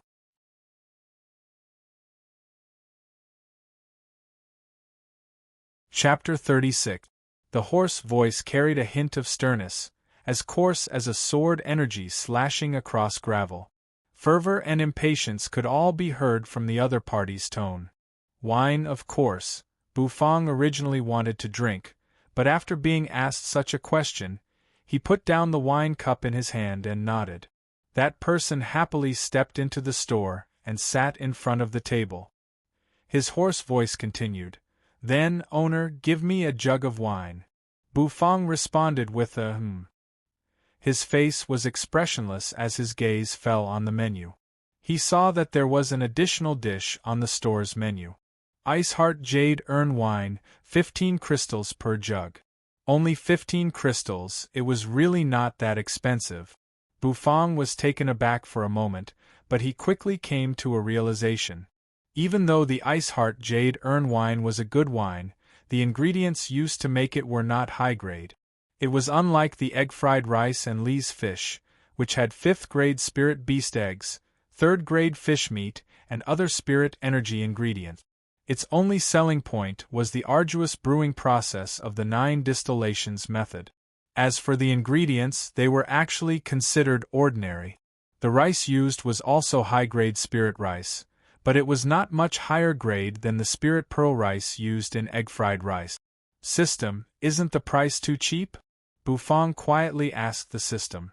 The system's price is based on the ingredients, process, and time used to make the overall judgment. After all, the Ice Heart Jade Urn wine is an ordinary wine, so its price will not be too high. Compared to fruit wines and spirit wines brewed with high-grade ingredients, it is still quite a bit lower. 15 crystals is already the limit, the system seriously and solemnly explained. Bufang nodded his head, indicating that he understood. Ice Heart Jade Urn wine, 15 crystals per jug, Bufang expressionlessly said to the man wearing a bamboo hat sitting in the store. 15 crystals? That man seemed to be slightly surprised. 15 crystals per jug was a bit exaggerated. However, when he saw the menu, he fell silent. After a long while, he finally opened his mouth. "Give me a jug." When I entered the alley earlier, I suddenly smelled a rich wine aroma and couldn't help but be attracted. I hope the owner's wine is worthy of its price. The corners of Bufang's mouth curled up slightly. Fragrant wine needs no dark alley. My wine, you won't be disappointed, Bufang replied confidently. Then, he turned around and entered the kitchen. He took out a jar of Ice Heart Jade Urn wine from the cupboard. This small jar was actually not big. It was even smaller than an ordinary wine jar. Bufang placed the wine jar in front of the man in the bamboo hat and said lightly, "Your wine." The man in the bamboo hat nodded and slowly took off the black veil and bamboo hat, revealing a mysterious face. Bufang was a little surprised by the other party's appearance, because the other party's face looked a little familiar. Unlike the hoarse voice, the other party took off his bamboo hat, revealing an elegant and handsome man. He had a handsome face and a scholarly temperament.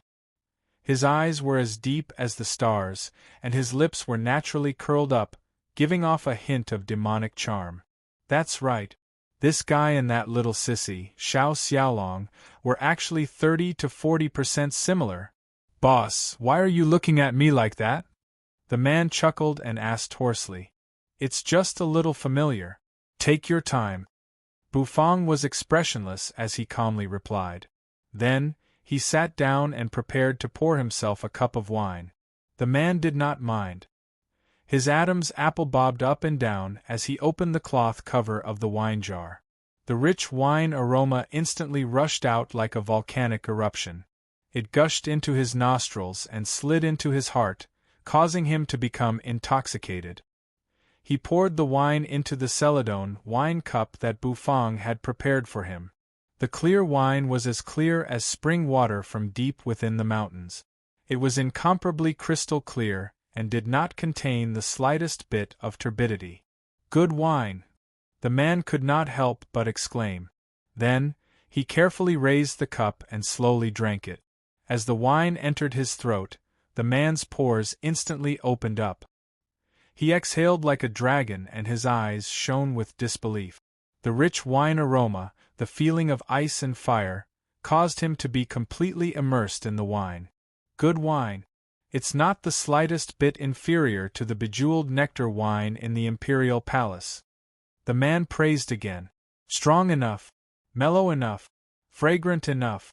It could even cause the true energy in his body to surge. 15 crystals was definitely worth it. Haha. I didn't expect to encounter such good wine. I'm really lucky. They're drinking the bejeweled nectar wine in the imperial palace, while I'm tasting the Ice Heart Jade Urn here. It's not a loss at all. The man laughed.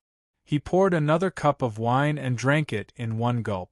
The spiciness in his throat caused his fair skin to flush red. Bufang, on the other hand, was much more refined. His alcohol tolerance was not good, so he only took a small cup and sipped on it, looking quite satisfied. "Boss, do you have any dishes to go with the wine?" The man finished his cup of wine and looked at Bufang, who was sipping the wine. No, Bufang simply said. A trace of regret appeared on the man's face. However, it quickly disappeared and he was once again immersed in the wine. Boss, why are you still open for business today? Why didn't you go to the city to see General Xiao Meng's triumphant return? The man asked Bufang after drinking a few cups of wine. What does his triumphant return have to do with me? Bufang calmly replied. The man was momentarily stunned. Then, he burst into laughter. He seemed to be very happy. Boss, you are a man of passion. Let me offer you a toast. The man laughed and finished his cup of wine in one gulp. Bufang was expressionless. He was still leisurely sipping his wine. Someone once said that there were two ways to drink wine. One was simply drinking the wine, pouring it into the mouth and savoring its mellow fragrance. The other way was not to drink the wine, but to drink one's emotions. Drinking under the influence of happiness, anger, sorrow, and joy would produce different feelings. This was a person who truly understood wine. Drinking wine when one was happy would cause one to be elated. Drinking wine when one was angry would cause one to be majestic. Drinking wine when one was sad would cause one to be filled with sorrow. Drinking wine when one was happy would cause one to be unable to stop drinking. That's right. What does his triumphant return have to do with you? No matter how glorious he is just an executioner whose hands are stained with blood. He is just a sharp blade in Ji Chongfeng's hands. The man's mood suddenly became gloomy. He quickly drank cup after cup of wine. This is a man with a story, Bufang thought as he blinked his eyes and sipped his wine. The man did not say much after that. He continued to pour and drink wine. The jar of Ice Heart Jade Urn wine was quickly emptied. The man also began to show signs of drunkenness. His eyes were extremely hazy.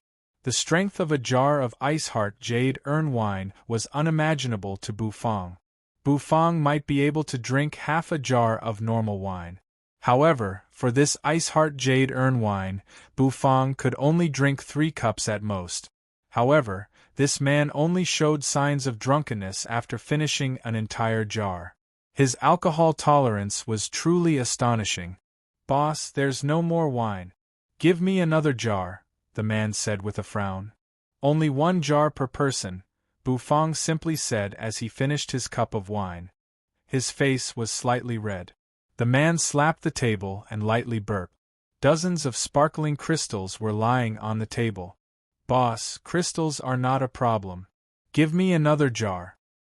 According to the store's rules, 1 jar per person, Bufang remained unmoved as he expressionlessly replied. The man frowned and suddenly slapped the table. Suddenly, the sword wrapped in a ragged cloth was unsheathed. The sound of the sword reverberated throughout the store like a dragon. The man held the sword with one hand. The cold edge of the sword was an inch away from the tip of Bufang's nose. Bufang could even feel the coldness coming from the tip of the sword. Faint goosebumps instantly covered Bufang's body. However, he still remained expressionless. Do you know who I am? How dare you not provide me with wine? The man said with a mocking smile. Why would I care who you are? Are you trying to cause trouble? Bufang calmly said. He remained unmoved even though the edge of the sword was only an inch away from him. The man stared at Bufang for a long time. Then, he sheathed the sword and wrapped it in a ragged cloth. The sword energy that was wreaking havoc in the store was restrained, making it look simple and untainted. Boss, you really are a strange person. Here are 30 crystals. I have reserved the Ice Heart Jade Urn wine for tomorrow, the man said with a smile. Then, he put on his bamboo hat again, carried the sword on his back, and left. When he reached the door, he simply said, Boss, you really don't know who I am? I don't know and I don't need to know. Anyone who enters my store is a customer. As long as you don't cause trouble, I welcome you, Bufang said seriously. Ha ha. Good. I, Xiao Yu of the Void Sword Pavilion, recognize you as a friend. The man laughed loudly. His figure immediately stepped out of the store and disappeared into the autumn. Xiao Yu? His surname is Xiao, Bufang muttered to himself. However, he curled his lips and mumbled, "Narcissistic fellow, who recognizes you as a friend?" As soon as he finished muttering those words, the sound of the system's beep suddenly rang out in his mind.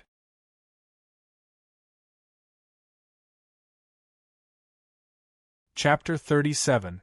Congratulations to the host for achieving a turnover of 500 crystals and completing the short-term goal. You will soon receive the system reward. The system reward is being released. The system's serious and solemn voice resounded in Bufang's mind, causing his tipsy feeling to disappear in an instant. He was slightly stunned.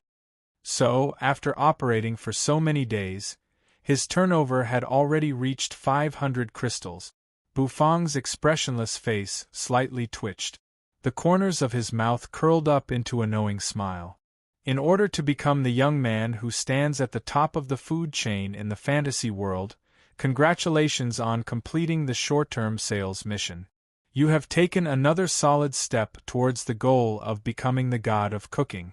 Reward. Sweet and sour ribs cooking method, meteor knife skill training method, a fragment of the god of cooking set. Sweet and sour ribs? As Bufang listened to the system solemnly recite this term, he subconsciously swallowed a mouthful of saliva. He was very familiar with this dish because it was a delicacy that Bufang would never get tired of eating back on Earth. He had finally unlocked a new skill. Bufang was overjoyed. Furthermore, the new skill was the sweet and sour ribs cooking method. This made him so excited that all the pores on his body were about to open up. The delicious sweet and sour ribs was rich and intoxicating. The ribs were orange-red in color, sweet and sour with a hint of spiciness.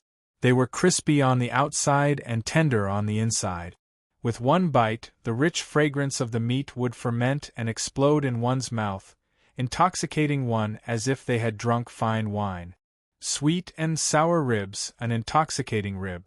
Bufang resisted the urge to immediately cook the sweet and sour ribs and checked the meteor knife skill training method. Strictly speaking, Bufang's knife skills were not bad. After all, he had been cooking for many years. Practice makes perfect, and he had also mastered his own knife skills. Meteor knife skill training method. As a young man who wants to stand at the top of the food chain in the fantasy world, exquisite knife skills are required. Now activating knife skill training mode. Complete daily knife skill training to obtain knife skill experience points and improve your knife skills. When the meteor knife skill is mastered, the knife will be like a shooting star, accurately and perfectly chopping up any ingredient. Bufang was stunned for a moment. Then, the character panel naturally appeared in his mind. Host, Bufang True Energy Cultivation Level, 3rd grade, has already reached the level of releasing true energy. As the god of cooking in the fantasy world, the food in the future will definitely require true energy. Young man, work hard. Cooking talent, temporarily locked. Skills. Level 1 Meteor Cutting Technique, 0 out of 100, item. Fragment of the God of Cooking set, 3 out of 4, God of Cooking overall rating. Chef Apprentice, you can finally cook ingredients with true energy and start learning knife skills. The road to the God of Cooking is open for you. Keep it up, young man. System level, 3 stars, vitality conversion ratio, 25%. Customers are allowed to bring their own ingredients lower than level 4. Bufang looked at the updated interface and took a deep breath. Then, he exhaled and calmed the excitement in his heart. He raised his hand and with a thought, he felt a snake-like stream of energy rapidly flowing through the meridians in his body. It rushed to his palm and gushed out, blooming white streams of energy in his hand. True Qi release. This was the release of true Qi. Bufang opened his mouth slightly and was slightly shocked. He felt that he was like a master in a novel, which made him feel like he was in a dream. In order to become a 3rd-grade battle maniac, he needed 100 crystals of spirit energy. He completed the sale of 500 crystals. Under the two-star system's conversion ratio of 20%, the amount of true energy converted was exactly 100 crystals. That was why he broke through to become a battle maniac. He had just become a second-grade battle master a few days ago. Now that he had completed another breakthrough, even he found it hard to believe. The others would definitely be even more astonished. However, Bufang's astonishment did not last for long and he quickly regained his composure. He was different from others.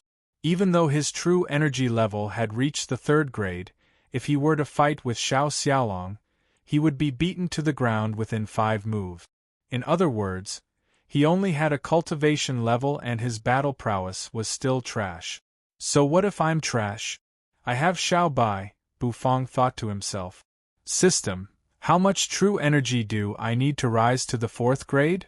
Bufang's heart skipped a beat. A 4th grade battle spirit requires 1,000 crystals of true energy, a 5th grade battle king requires 10,000, and a 6th grade battle emperor requires 100,000. The system solemnly replied to Bufang. Bufang clutched his chest and resisted the urge to vomit blood. How infuriating! 100,000 crystals. How many servings of egg-fried rice would he have to sell? 100,000 divided by 10. Forget it. Anyway, there would be a lot of them and it would be enough for him to sell until he was old. It seems like my dream of using true energy to secretly show off in the future will be dashed. Bufang sighed with regret. Thinking about it, a 6th grade battle emperor would require 100,000 crystals, and a 7th grade battle saint would require 1,000,000 crystals. Oh my god, 1,000,000 crystals! If they were piled up into a mountain, Bufang would be crushed to death. Thinking about it further up, an 8th grade battle god. Oh my god! Bufang shuddered all over. Oh my, I don't even dare to think about it. After coming back to his senses, Bufang regained his composure. 7th grade and 8th grade were all too far away from him. There was no need to think about it now. Bufang felt that his current life was pretty good. After the 6 hours of opening hours ended, Bufang immediately closed the store's doors. He planned to go to the kitchen to study the sweet and sour ribs that made his heart race. The Imperial Palace, Main Hall. The doors of the majestic Main Hall were wide open. Rows of beautiful palace maids with graceful figures swayed their bodies as they leisurely walked into the main hall with delicious dishes in their hands. The sound of the pipa lingered in the air while the sound of the zither echoed. The main hall was a scene of joy and joy. In the main hall, the emperor was sitting on a golden wooden zen chair. In front of him was a table filled with delicious dishes. Behind him, 2 beautiful palace maids were gently waving fans. Below the emperor, on the left side of the main hall, were the extraordinarily handsome General Xiao Meng, who had taken off his military uniform, and the glowing crown prince, Ji Chengan. On the right side were the second prince, King Yu, and the third prince, Ji Chengxue. The atmosphere between the two was somewhat cold and awkward. Below them were the civil and military officials of the Light Wind Empire, as well as the invited guests of the imperial city. The members of the Xiao family and the Ouyang family were together. Ouyang Xiaoyi was squeezed next to Xiao Yanyu and was chatting with her about something. On the other hand, Xiao Xiaolong's face was glowing as he stared at the jars of fine wine, bejeweled nectar, that were stored in green jade jars not far away. The 3 barbarians of Ouyang, the 3 brothers, were also licking their lips like Xiao Xiaolong as they stared at the fine wine. There was one thing in common between the 2 families. The dishes in front of them were all extremely complete. This was a strange sight in the main hall. These delicacies were all personally prepared and cooked by the imperial chefs of the imperial kitchen. The taste was absolutely delicious and could be said to be the best delicacies in the Light Wind Empire. However, the Xiao siblings and the Ouyang siblings stopped eating after taking a bite. This dish is really disgusting. It's far worse than the smelly boss cooking. Ouyang Xiaoyi disdainfully flipped a piece of fish with her chopstick. She had no appetite at all. Even though Xiao Yenyu's beautiful face did not reveal any disdainful expression, she did not move her chopsticks either. She only calmly watched the scene in the main hall. The reason we came to this banquet is for the bejeweled nectar wine. Owner Bu doesn't have any wine at his place. Otherwise, I wouldn't have come today. These delicacies can't even compare to Owner Bu's egg-fried rice, Xiao Xiaolong said with a sigh. After the three barbarians of Ouyang heard this, they immediately nodded their heads. The eldest, Ouyang Zhen, said, Owner Bu's Li's fish is simply a delicacy. Even someone like me, who doesn't have a sense of taste, has been conquered by it. You're just exaggerating. What delicacies could there be in that shabby store? Not far away, Zhao Rouge was sitting elegantly. When he heard the words of Xiao Xiaolong and the others, he immediately sneered in disdain. What are you laughing at? If I say it's delicious, then it's delicious. Ouyang Zhen snorted as he glared at Zhao Rouge. The imperial chefs of the imperial kitchen are all famous chefs selected by His Majesty from all over the empire. How can they be compared to the chefs from that small restaurant in the middle of nowhere? By praising him, isn't that the same as saying that His Majesty is blind? Zhao Rouge simply said. Even though Ouyang Xiaoi felt that the smelly boss was not a good person, she did not like it when others spoke ill of him. She stared at Zhao Rouge with her big eyes and angrily said, Have you ever eaten the smelly boss's dishes? If you haven't, then shut up. Poochie. Zhao Rouge's expression froze. He felt as if an invisible arrow had pierced through his heart. Next, bejeweled nectar wine. Just as Zhao Rouge was about to retaliate, the eunuch's sharp voice rang out. Then, the entire hall burst into cheers. The climax of the banquet had finally arrived. Zhao Rouge snorted, pointed at the jade-green jars and said, Do you see this bejeweled nectar wine? This jar of wine is worth all the dishes from that small restaurant in the middle of nowhere. The #1 wine in the Light Wind Empire, bejeweled nectar wine. That was how confident he was.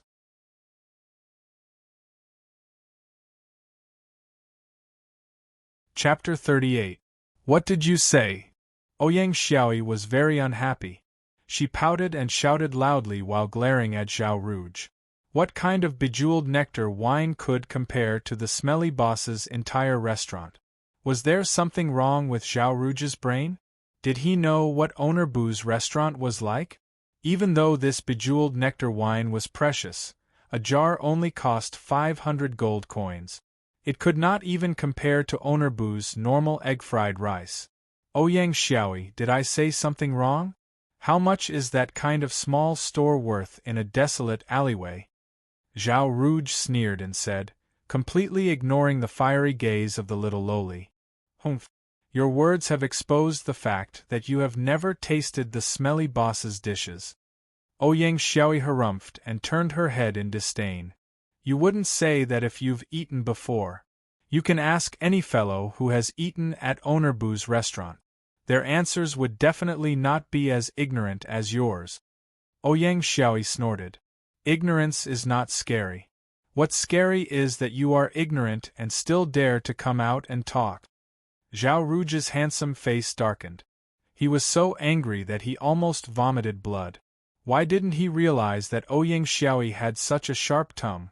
A lowly with a sharp tongue would never be able to get married. When Xiao Yenyu and the others saw Zhao Rouge being humiliated, they could not help but sneer.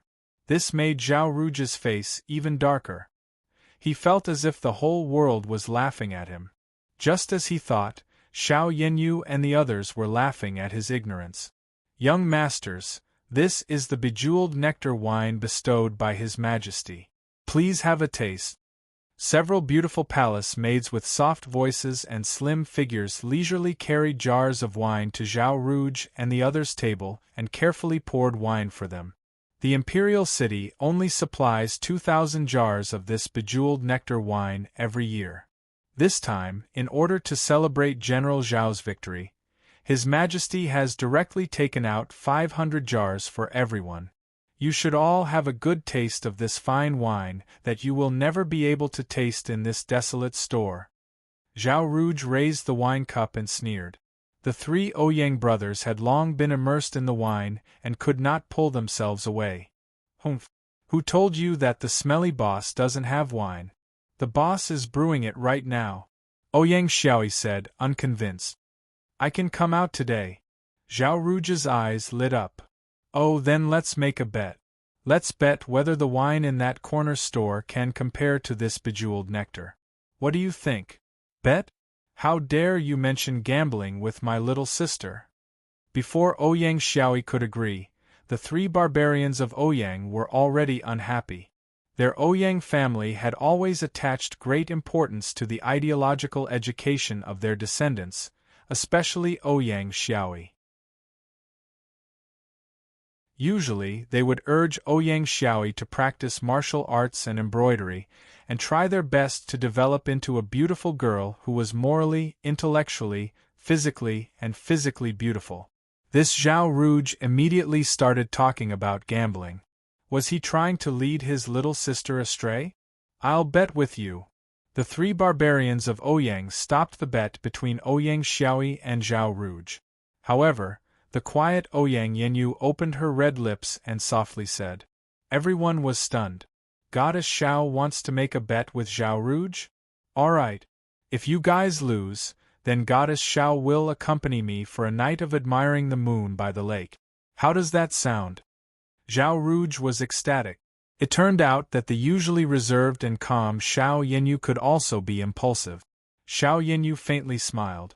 Her beautiful face was like a blooming hibiscus, captivating everyone. All right, but if you lose, the wager will be a 5th-grade spirit-gathering pill. Xiao Yanyu's voice was as calm as still water. Her voice, which was like the chirping of an oriole in an empty valley, was like thunder exploding in Zhao Rouge's ears. This a 5th-grade spirit-gathering pill, will it? Zhao Rouge was a little hesitant. To be honest, if the wager was a spirit-gathering pill, he really could not afford to lose. You're full of confidence when you bet with my sister, but you're as cowardly as a dog when you bet with Goddess Xiao? Are you looking down on my little sister? Ouyang Zhen raised his hand, widened his eyes, and shouted. He's afraid of losing. Ouyang Xiaoyi crossed her arms and coldly smiled. Lose? He, Zhao Rouge, would lose? Zhao Rouge, who was able to trick and kill a 5th-grade battle king when he was only a 3rd-grade battle maniac, would he be afraid of losing? Oh no, he would lose? Bet. I don't believe that such a small store can have any good wine. Zhao Rouge coldly snorted. While the grand celebration banquet was going on in the main hall, Bufang returned to his kitchen and happily sharpened his knife to prepare the pork. He took out the ingredients prepared by the system from the cupboard. The sweet and sour ribs was made from the ribs of a pig. First, the ribs were cut into pieces with a kitchen knife, then starch was smeared on the ribs and deep-fried them in a wok of oil. Finally, a special sweet and sour sauce was poured over the ribs. The ribs on the chopping board were not the same as the flame pork with shumai. This time, the ribs were tender and full of spirit energy. The lines on the ribs were clear, as if they were carved with runes. It was obvious that this was no ordinary pork. This pork comes from the heavenly shaking mountain's 5th-grade spirit beast, the rushing cloud boar. Its fur is alternating between black and white, and its white fur is like a floating cloud. Due to its extremely fast movement speed, it is named the rushing cloud boar. The rushing cloud boar's thigh meat is sturdy and the taste is terrible. However, the ribs of the rushing cloud boar are incomparably tender and filled with spirit energy. The meat of a 5th-grade spirit beast. It was extremely precious. Bufang's eyes lit up. He pulled out his kitchen knife and chopped at the ribs. However, the ribs were not chopped into pieces. The recoil even caused Bufang's arm to feel a little numb. The meat of a 5th-grade spirit beast is indeed extraordinary. Bufang sighed and continued to persevere in chopping and slicing the meat. After cutting the meat into strips, He placed them into the starch paste that he had just prepared. This starch had a great origin as well. It seemed to be made from the spirit potato from the wasteland in the central region of the Light Wind Empire. After all of the meat was coated with starch, Bufang began to prepare a wok of oil. He used high-quality oil and poured half of the wok into it. Then, he waited for the temperature of the oil to rise. When his palm touched the surface of the oil, he could feel wisps of heat. When the heat was just scalding his hand, Bufang placed the meat wrapped in starch into the wok of oil. Sizzle, sizzle, sizzle. The meat pieces were rapidly flipping in the wok of oil, and the starch quickly turned tender yellow. Bufang used a long chopstick to continuously flip the meat pieces in the wok of oil. His technique was incomparably skillful. He ensured that every piece of meat was perfectly heated and the texture of the meat was uniform. When the starch on the outside of the meat pieces turned slightly yellow, Bufang scooped out all of the meat pieces and placed them into a big bowl. The surface of the starch was still bubbling with oil. Bufang was even more skilled in making the sweet and sour sauce. The system had already prepared all of the necessary ingredient. As for the amount of ingredients used, it was up to Bufang. Soon, the tangerine sweet and sour sauce was finished. The meat pieces in the big bowl had also slightly cooled down. Even though they were still steaming, the oil on the surface of the starch had already calmed down.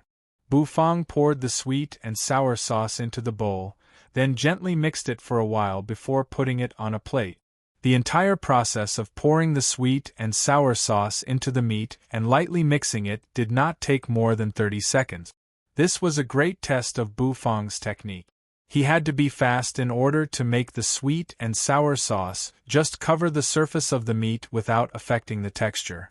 After placing the sweet and sour ribs on the oval blue and white porcelain plate, a plate of sweet and sour ribs that was both beautiful and fragrant was completed. The sweet and sour aroma floated up and continuously drilled into Bufang's nostrils, causing him to swallow his saliva uncontrollably.